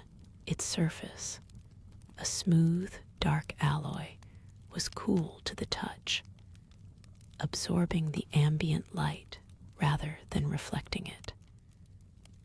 There was a subtle hum, almost imperceptible, emanating from its core, a faint echo of its cosmic journey. He ran a gloved hand over its seamless contours, searching for any identifiable markings, any clue to its origin beyond the obvious extraterrestrial nature. No seams, no rivets, just a perfect aerodynamic form, alien and unyielding. The weight of the discovery settled heavily on Bruce. Not merely the scientific anomaly, nor the potential threat, but the profound responsibility. This was not a foundling from a back alley, but a creature of impossible power, needing a home in a city designed to break spirits. How would Gotham, a place of perpetual shadows and cynical despair, nurture such a nascent spark? The thought of the child's future in this concrete labyrinth, under a perpetually overcast sky, contrasted sharply with the idyllic pastoral images that often accompanied tales of alien arrivals. There was no Smallville here, no golden fields to temper its unique growth. A soft shuffle broke the cave's deep silence. Alfred, moving with the quiet grace born of decades of service, approached the improvised nursery. He carried a small, folded blanket of fine merino wool, its edges frayed from years of gentle use, undoubtedly a relic from Bruce's own infancy. Without a word, he carefully draped it over the existing, simpler blankets, adding another layer of warmth and comfort to the alien child's makeshift bed. His movements were tender, his gaze upon the glowing infant laced with a gentle affection that cut through the analytical detachment that permeated Bruce's observation. A faint, almost imperceptible smile touched the old butler's lips as he watched the child, a silent acknowledgement of the unexpected light that had pierced the gloom of their subterranean world. For a moment, the stern reality of Gotham, the alien nature of the child, and the grim responsibilities ahead all receded, replaced by a quiet, human tenderness. Bruce, with the quiet precision of a surgeon, began to adapt a secure section of the cavern. He envisioned a haven, insulated from the city's cacophony and its moral decay, a place where the child's alien needs could be met, and its unique physiology studied without interference. A soft, controlled environment, entirely un-Gotham, started to take shape under his direction. A bubble of calm in the subterranean expanse. The weight of this new entity in his world shifted the very foundations of Bruce's strategic mind. Every contingency plan, every established protocol now felt insufficient. He moved through the cavern, a silent sentinel, his gaze sweeping over the intricate systems he had built, now suddenly seeming frail against the unfathomable potential of the being resting nearby. His focus wasn't just on the child, but on the future of Gotham itself, irrevocably altered by this starlight orphan. Even in the deepest recesses of the Batcave, a subtle change had begun to manifest. The child's gentle luminescence, though contained, seemed to imbue the dark rock with a faint, almost imperceptible warmth. It was a silent, living counterpoint to the hum of machinery and the chill of the underground, a fragile, hopeful presence in a sanctuary built for shadows. Bruce, observing from a distance, felt a flicker of something he rarely acknowledged, a reluctant, profound curiosity that transcended scientific inquiry. Bruce methodically arranged an array of specialized scientific instruments around the designated zone, their low hum a soft counterpoint to the distant trickle of underground water. He measured spatial dimensions, calibrated sensor arrays, and installed containment fields with a silent, focused precision. cool, damp air of the cavern now carried the faint, sterile scent of ozone and newly activated electronics, a testament to his meticulous intent. A makeshift, advanced cradle, crafted from salvaged, seamless alloys, began to emit a gentle, warm light, forming a quiet cocoon for the slumbering infant within its contours. Hours blurred into a singular, unwavering vigil. Bruce observed the infant through an array of sophisticated bioscanners. Its alien physiology, a complex enigma unfolding before him. The child breathed with an almost imperceptible, steady rhythm.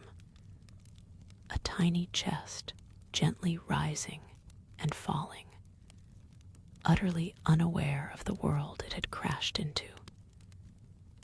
Its smooth skin, even in the subdued lighting of the chamber, seemed to hold a faint, inner luminescence, hinting at the boundless stellar energies within. He recorded every minute detail, driven not just by scientific imperative, but by a nascent, unfamiliar protectiveness that settled deep within his usually guarded heart, softening the edges of his weary resolve.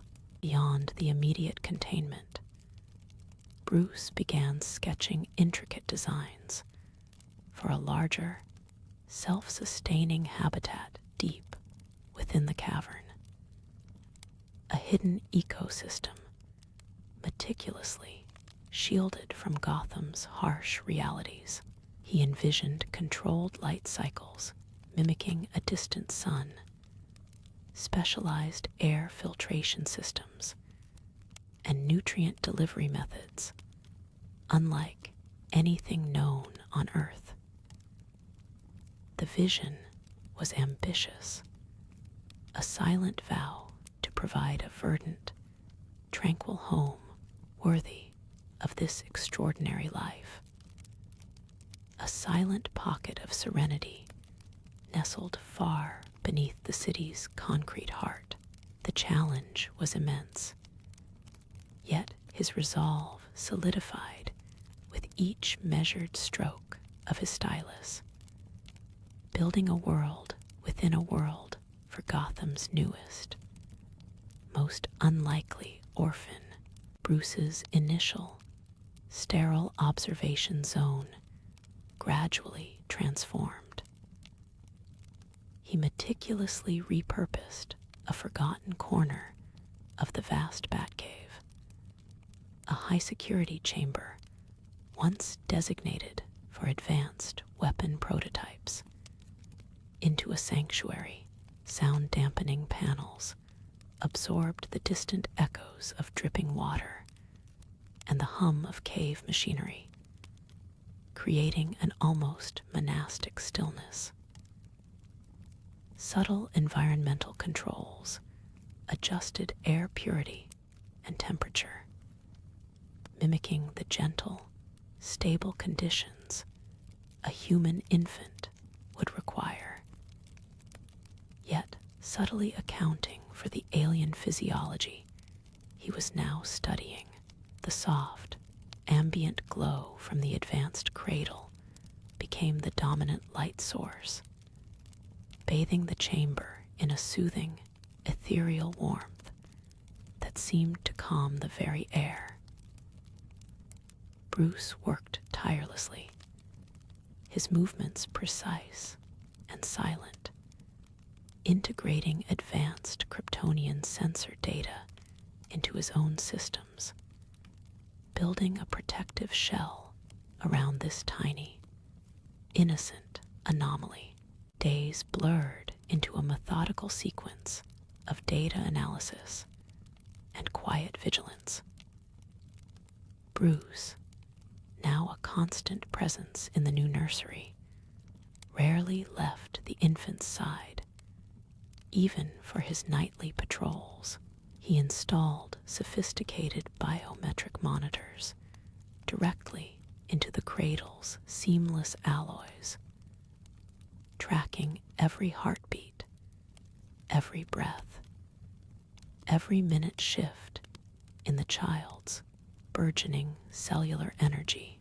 His gloved hand, usually stained with the grime of Gotham's underbelly, now gently adjusted the delicate instruments, his movements imbued with a newfound gentleness.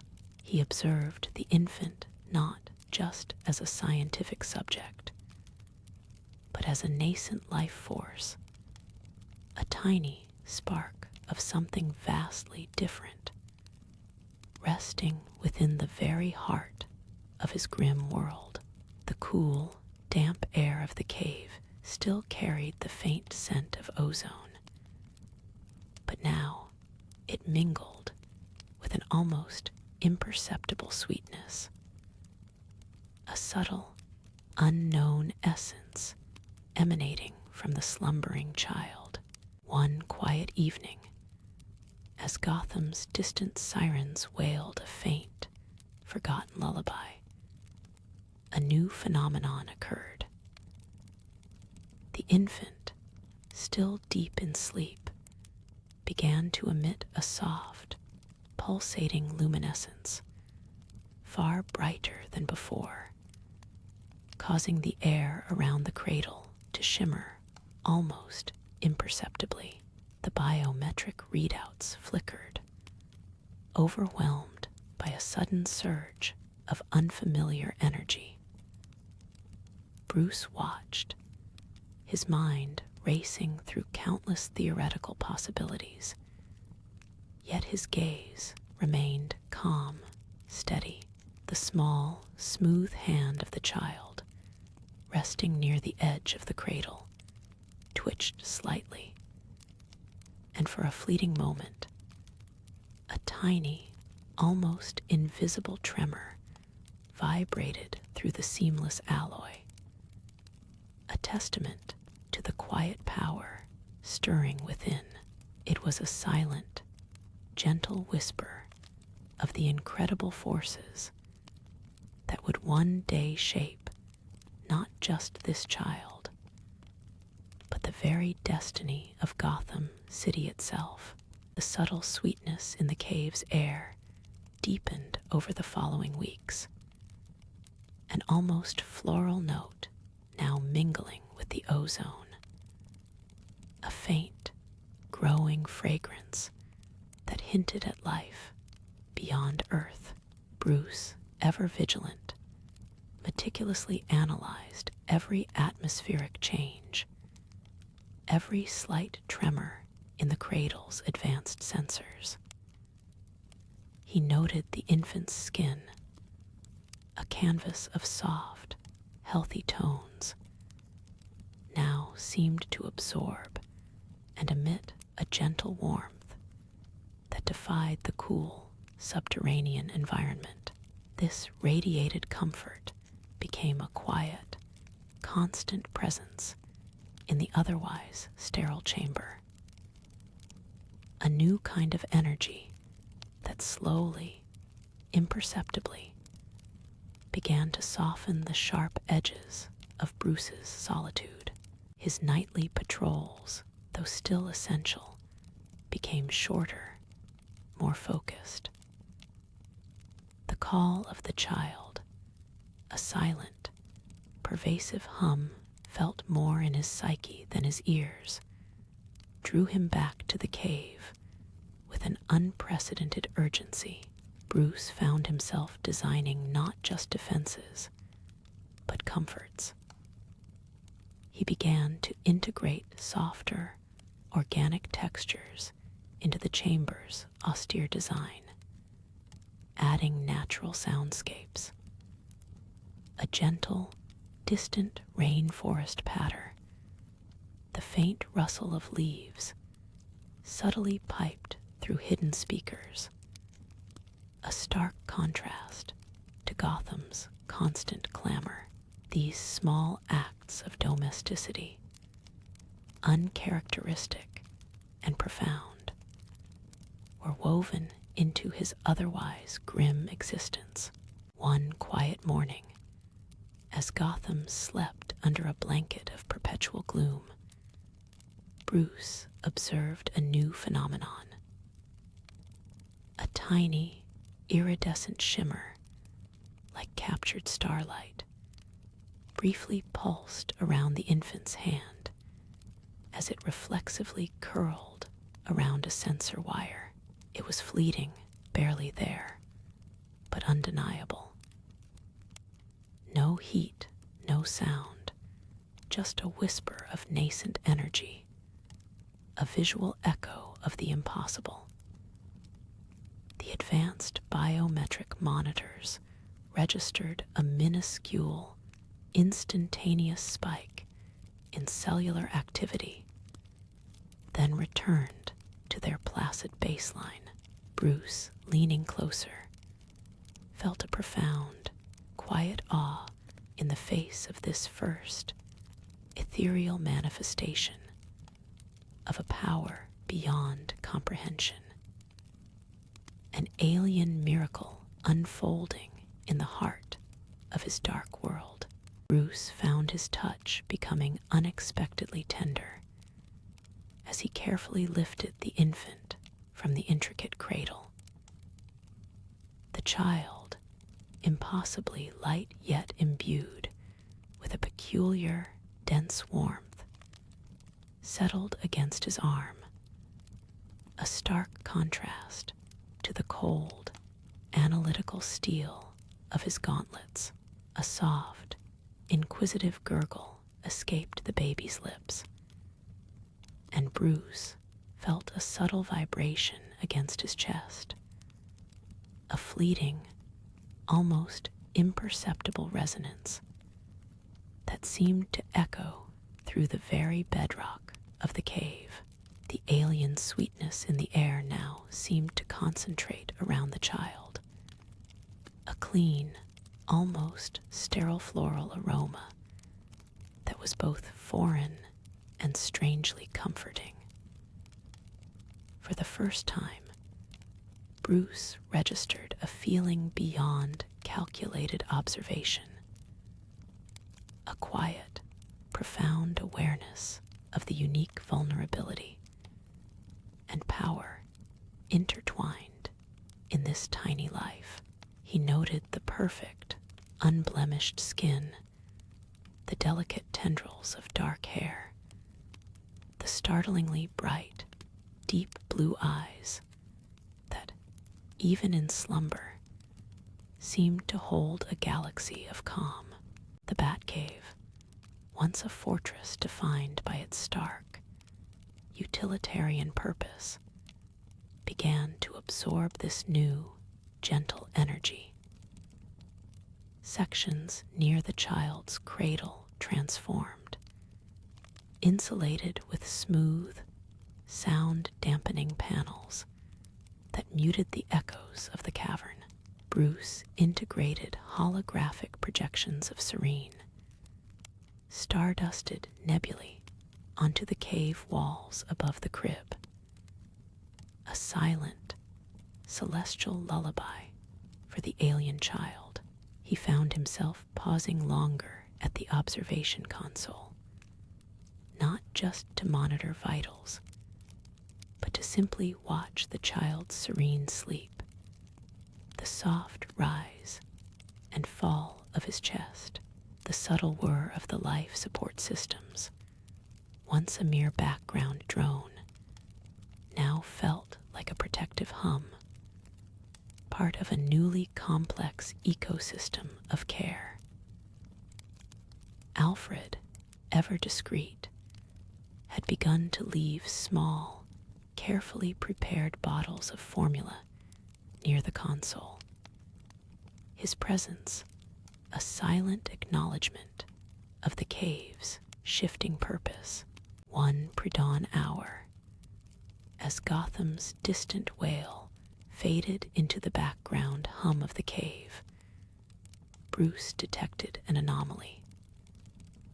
Not on a sensor, but a soft, almost imperceptible thrum against his own skin, originating from the child's chamber. It was a rhythmic pulse, too subtle for human ears, but vibrated through the very air, a faint, almost musical resonance. The advanced environmental monitors, usually stable, showed a minuscule, localized spike in ambient energy, a whisper of unknown origin, far below any dangerous threshold, yet undeniably present. He watched the infant through the reinforced viewport, a faint, ethereal glow emanating from within the cradle, not a direct light, but a shimmer that seemed to coalesce around the child's small form.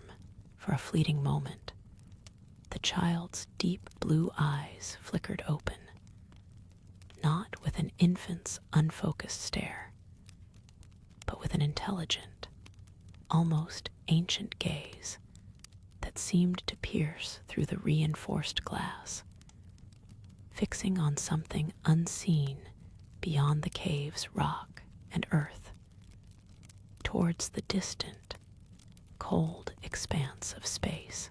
Then, just as quickly, the glow subsided, the hum softened, and the eyes drifted closed, leaving Bruce with an unsettling yet awe-inspiring sense of the vast, unfathomable power slumbering within his subterranean sanctuary. The specialized monitors Bruce had integrated into the nursery's periphery hummed with soft, almost musical efficiency. They tracked the infant's every breath, every tiny beat of a heart that pulsed with an unusual, resonant strength. He noted the precise calibration needed for the atmospheric controls, maintaining a microclimate distinct from the cave's natural chill. A subtle warmth that seemed to be actively absorbed by the child, rather than merely surrounding him. Tiny, almost imperceptible shifts in light and energy emanated from the cradle, captured only by the most sensitive of the cave's newly installed sensors, revealing a unique metabolic signature, unlike anything documented on Earth. This meticulous data collection was not just for safety. It was the foundation of understanding, a quiet, ongoing dialogue with the unknown. Alfred, with his characteristic quiet grace, had begun to introduce a small, curated selection of materials for the infant's comfort. Soft, natural fibers, specially hypoallergenic, and woven from an unexpected source.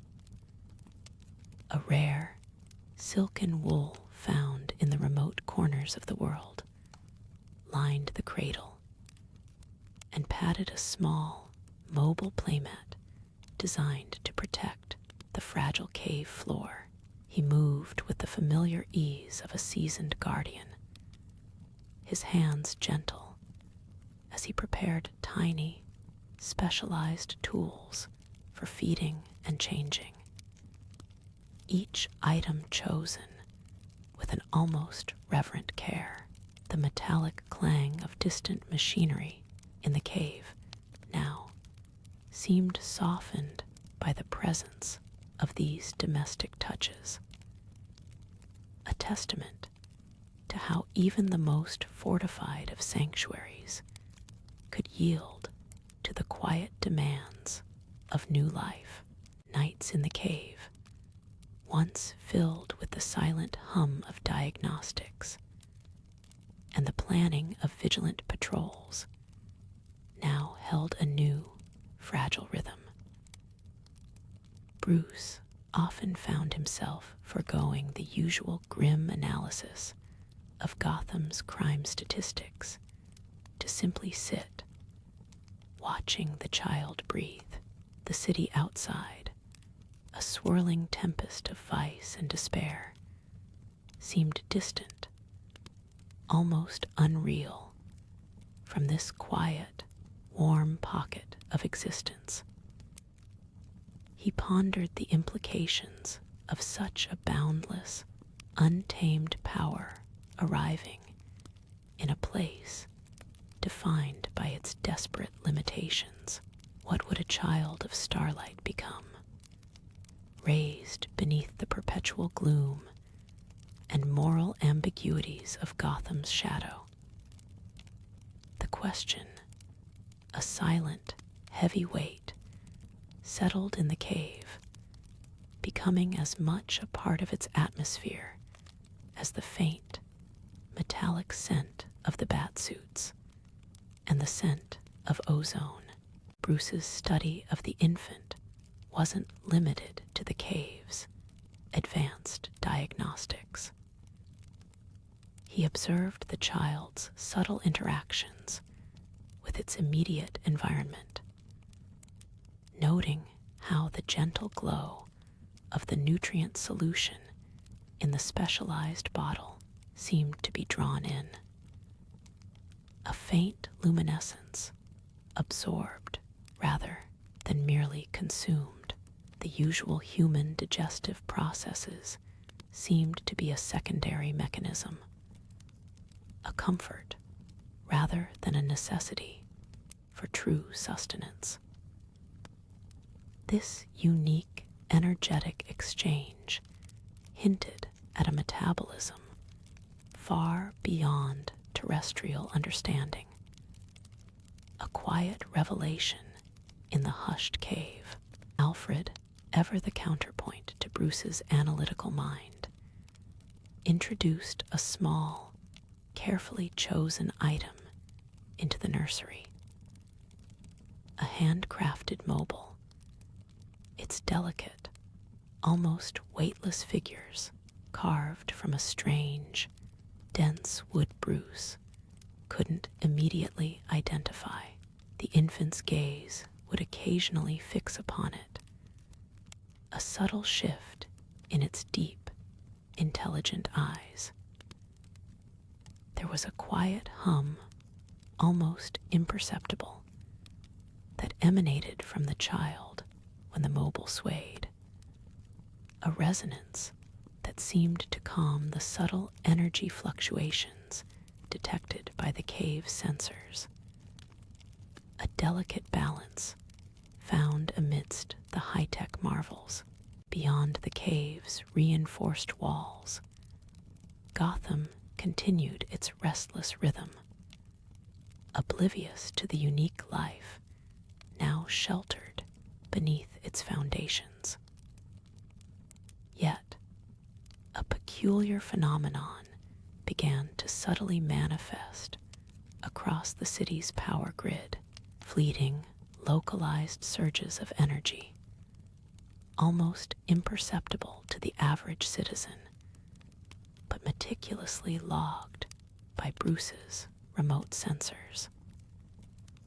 These anomalies were too ephemeral, too random to be linked to conventional infrastructure failures, and their faint, energetic signatures bore a disturbing yet familiar echo to the readings emanating from the cave's newest resident. A new kind of energy was slowly beginning to ripple through the city, unnoticed, unheard, but undeniably present. The quiet demands of new life. Bruce's study of the infant wasn't limited to the cave's advanced diagnostics. He observed the child's subtle interactions with its immediate environment, noting how the gentle glow of the nutrient solution in the specialized bottle seemed to be drawn in. A faint luminescence, absorbed rather than merely consumed. The usual human digestive processes seemed to be a secondary mechanism, a comfort rather than a necessity for true sustenance. This unique, energetic exchange hinted at a metabolism far beyond terrestrial understanding, a quiet revelation in the hushed cave.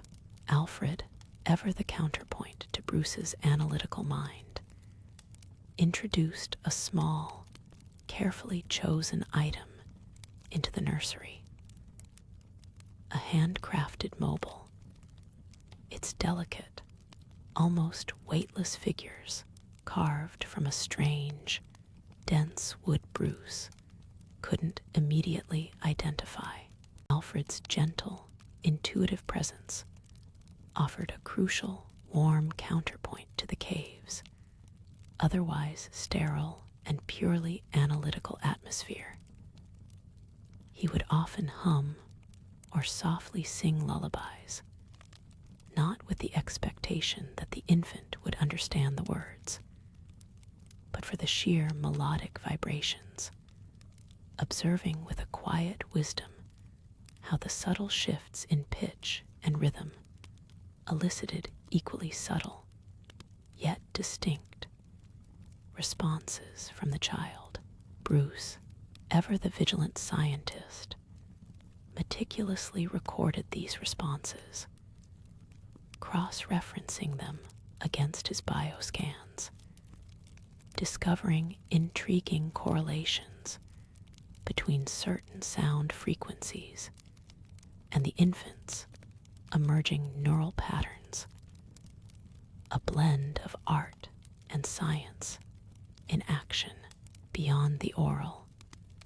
Alfred also introduced a soft, carefully selected, woven blanket made from natural, breathable fibers.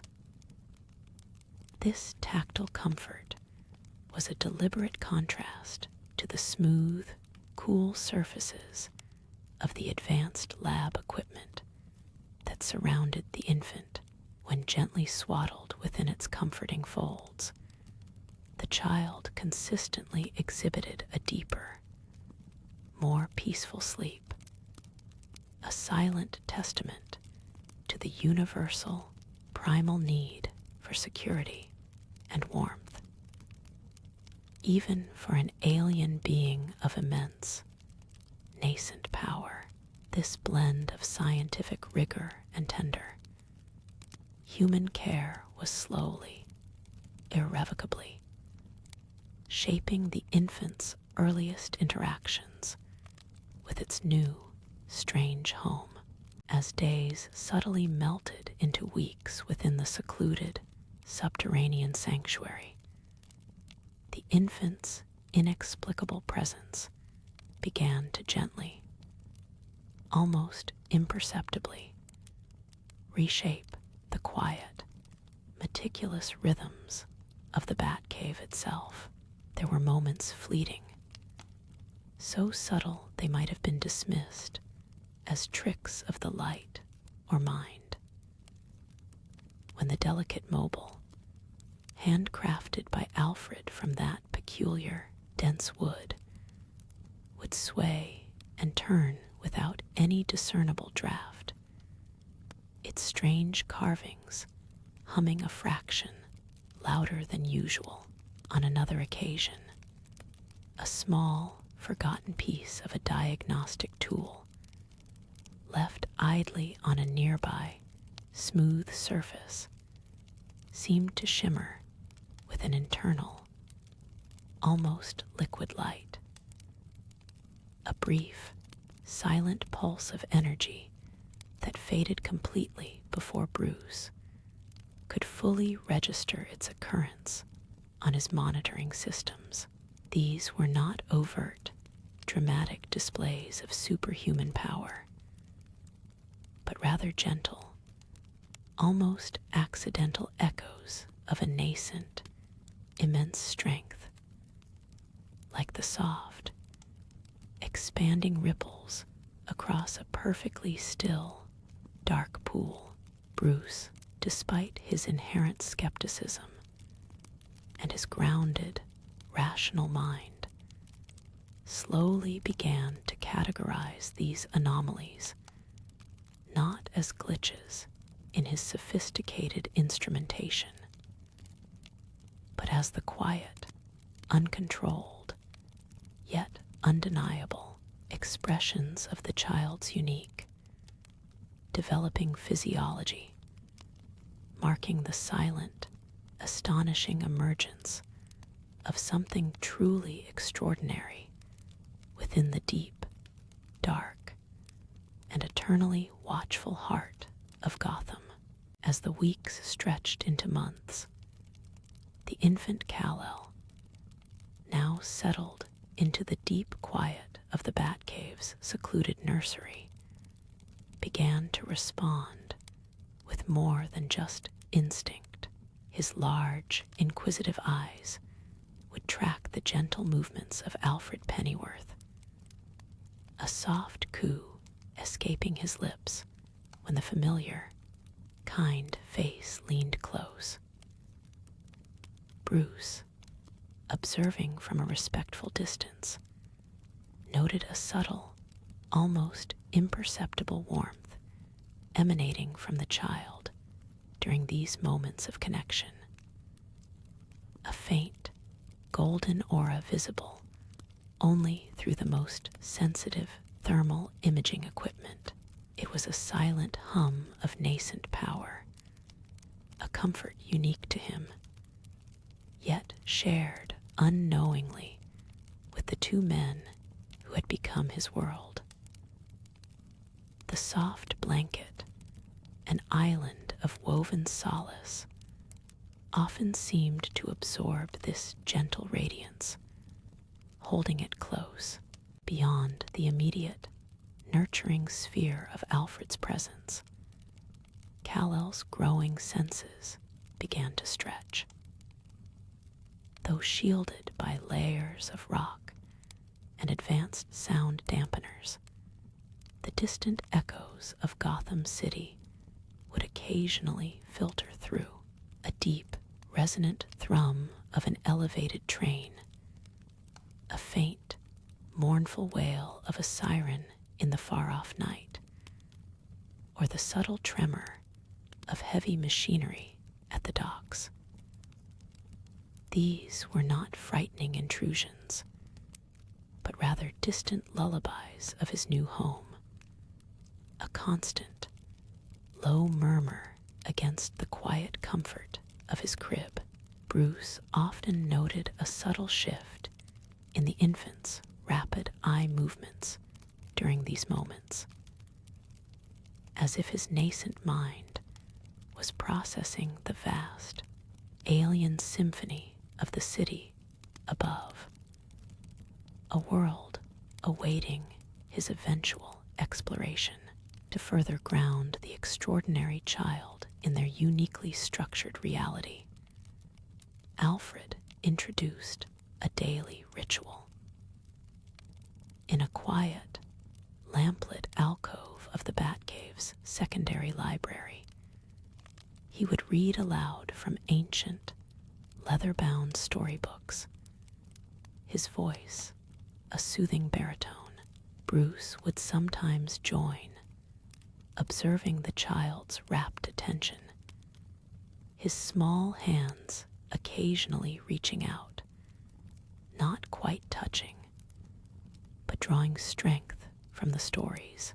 On one particularly calm evening, as Alfred read a tale of a distant, shimmering star, a single page from the book gently, almost imperceptibly, detached itself and floated for a brief moment before settling back, a silent, soft testament to the developing, yet undirected, energies within the alien infant. As the months gave way to a full year, Kal-El's perception of Gotham sharpened. No longer a mere background hum, the city's distant symphony resolved into distinct, intricate melodies. He could differentiate the heavy, rhythmic clang of the bridge's drawl from the high-pitched, almost musical whine of an emergency vehicle, or the low, guttural murmur of the subway system rumbling far beneath the earth. His large, watchful eyes, now tinged with an even deeper blue, would occasionally fix on the ceiling of the nursery, as if tracing the unseen pathways of sound above. Alfred, noticing this newfound focus, often wondered what specific vibrations an alien ear could discern from such a distance. Perhaps even picking out the unique, rhythmic drip of a leaky pipe in a distant tenement, or the faint, metallic scent carried on the city wind. This growing acuity was a quiet testament to his blossoming connection with his strange, new world, absorbing its essence one sound, one scent at a time. The first discernible shift in Kal-El's physical presence came subtly, not with a burst of power, but in quiet moments of unexpected strength. A soft, hand-knitted blanket, a gift from Alfred, might be gently tossed from his crib with an effortless flick of his small wrist, landing several feet away, or a wooden toy, carved by Bruce with meticulous care, would be found inexplicably high on a shelf, far beyond the reach of a mere infant. These small, almost unnoticeable events were carefully logged by Bruce in a private journal, observed through hidden sensors that monitored every shift in kinetic energy within the nursery. There was no struggle, no strain, just an inherent growing capacity that made ordinary objects yield to his nascent will. Alfred, with a knowing smile, would often retuck the blanket or retrieve the toy, a silent acknowledgement of the extraordinary child under their care, whose gentlest movements belied an emerging, immeasurable power. By his second year, the Batcave nursery expanded to include a larger, padded play area, meticulously designed to accommodate Kal-El's increasingly active nature and burgeoning abilities. Soft, resilient blocks, weighted just enough to offer a slight resistance to a normal toddler, would be stacked into towering, impossibly stable structures by his small hands, only to be effortlessly rearranged moments later. His movements, though still those of a child, possessed an almost preternatural grace and economy of motion. He rarely stumbled, his balance impeccable, a silent testament to a developing musculature far beyond human norms. Bruce watched, a silent sentinel, noting every interaction, every almost too easy lift, every gentle impact that left no mark on the specialized materials. It was a controlled environment designed to allow him to explore without harm, to understand the boundaries of a power that was only just beginning to stir. Nestled in the quiet heart of Gotham's dark protector, the nursery, once a contained universe of observed marvels, slowly expanded its boundaries. Kal-El, no longer a mere infant, now propelled himself through the hushed halls of Wayne Manor. His first steps were not tentative, but remarkably sure, small feet finding purchase on polished marble floors without a slip, his weight surprisingly light. Alfred, always nearby, often caught himself holding his breath, not from concern for a fall, but from a quiet awe at the boy's inherent grace. The manor, with its echoing silence and shadowed corners, became Kal-El's new domain of exploration. He was a toddler now, perhaps 2 years of age, and his movements were a study in gentle power. The quiet hum of Kal-El's internal energy, once a mere whisper, began to manifest in more perceptible ways, though always with a gentle touch. As he slept in the nursery, nestled in soft, custom-made blankets designed to absorb kinetic resonance, a faint, almost imperceptible warmth would sometimes emanate from his small body. This wasn't the feverish heat of a child's illness, but a steady, calm glow, visible only in the deepest shadows and to instruments calibrated by Bruce Wayne. It spoke of a nascent power, a controlled internal furnace, slowly stirring to life beneath his smooth, alien skin.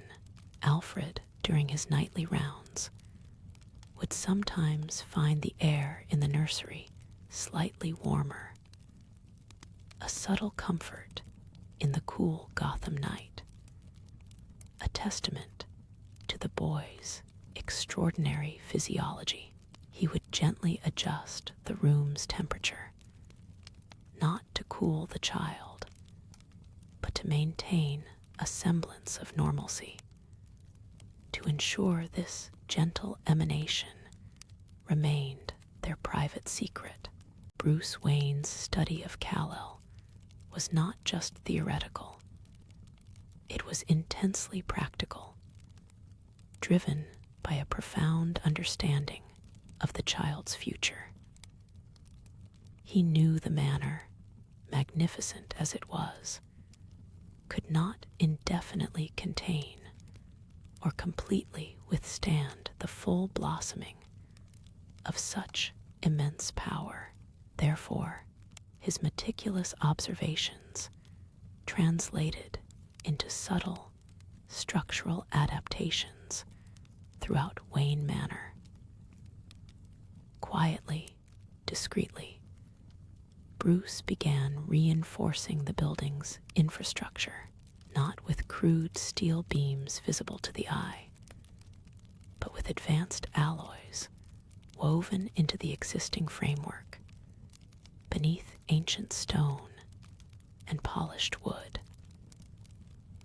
These enhancements were designed to absorb, redirect, or withstand impacts of a magnitude far beyond anything humanly possible, preparing for the day when Kal-El's accidental displays of strength might grow beyond gentle nudges.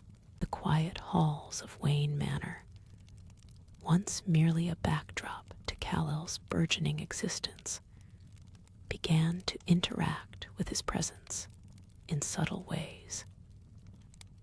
He navigated the grand library, a towering space of ancient knowledge and hushed echoes, with a serene curiosity. His small hand, guided by an unseen force, would sometimes reach for a book on a shelf far too high for a child his age. With a quiet, almost imperceptible shift of air, the volume would simply, gently, slide into his grasp, its pages undisturbed, its spine unbent. He would then settle onto the rich, worn carpet, turning pages with an intense focus, absorbing not just the images, but perhaps the very essence of the stories within, all without a sound or struggle, leaving no trace of his extraordinary reach. Bruce Wayne, observing from the shadowed doorway of his study, often found himself mesmerized. He didn't see a mere child, but a living enigma, a force of nature draped in innocent flesh. His watchful gaze, typically scanning for threats, now meticulously catalogued every unusual tremor, every quiet anomaly. He had installed miniature, almost invisible sensors throughout the manor, devices so subtle they merely registered shifts in ambient energy or minute gravitational fluctuations. They hummed almost imperceptibly, confirming what his eyes already suspected. Kal-El's presence was a constant, gentle pressure on the very fabric of their reality, a quiet, growing star within the manor's ancient stone heart.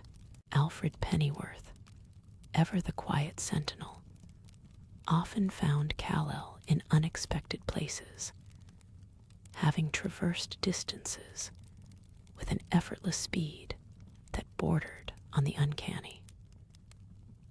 Once, he placed a small, polished wooden bird on a low table, only to find it minutes later gently levitating a fraction of an inch above the surface, spinning slowly without a visible push. Kal-El, sitting nearby, would be engrossed in his own world, utterly unaware of the small miracle he was orchestrating. Alfred would simply smile, a knowing, tender smile, and with a gentle motion of his hand, would softly guide the bird back to its resting place, protecting the secret of the extraordinary child under his care from any prying eyes, even those of the master.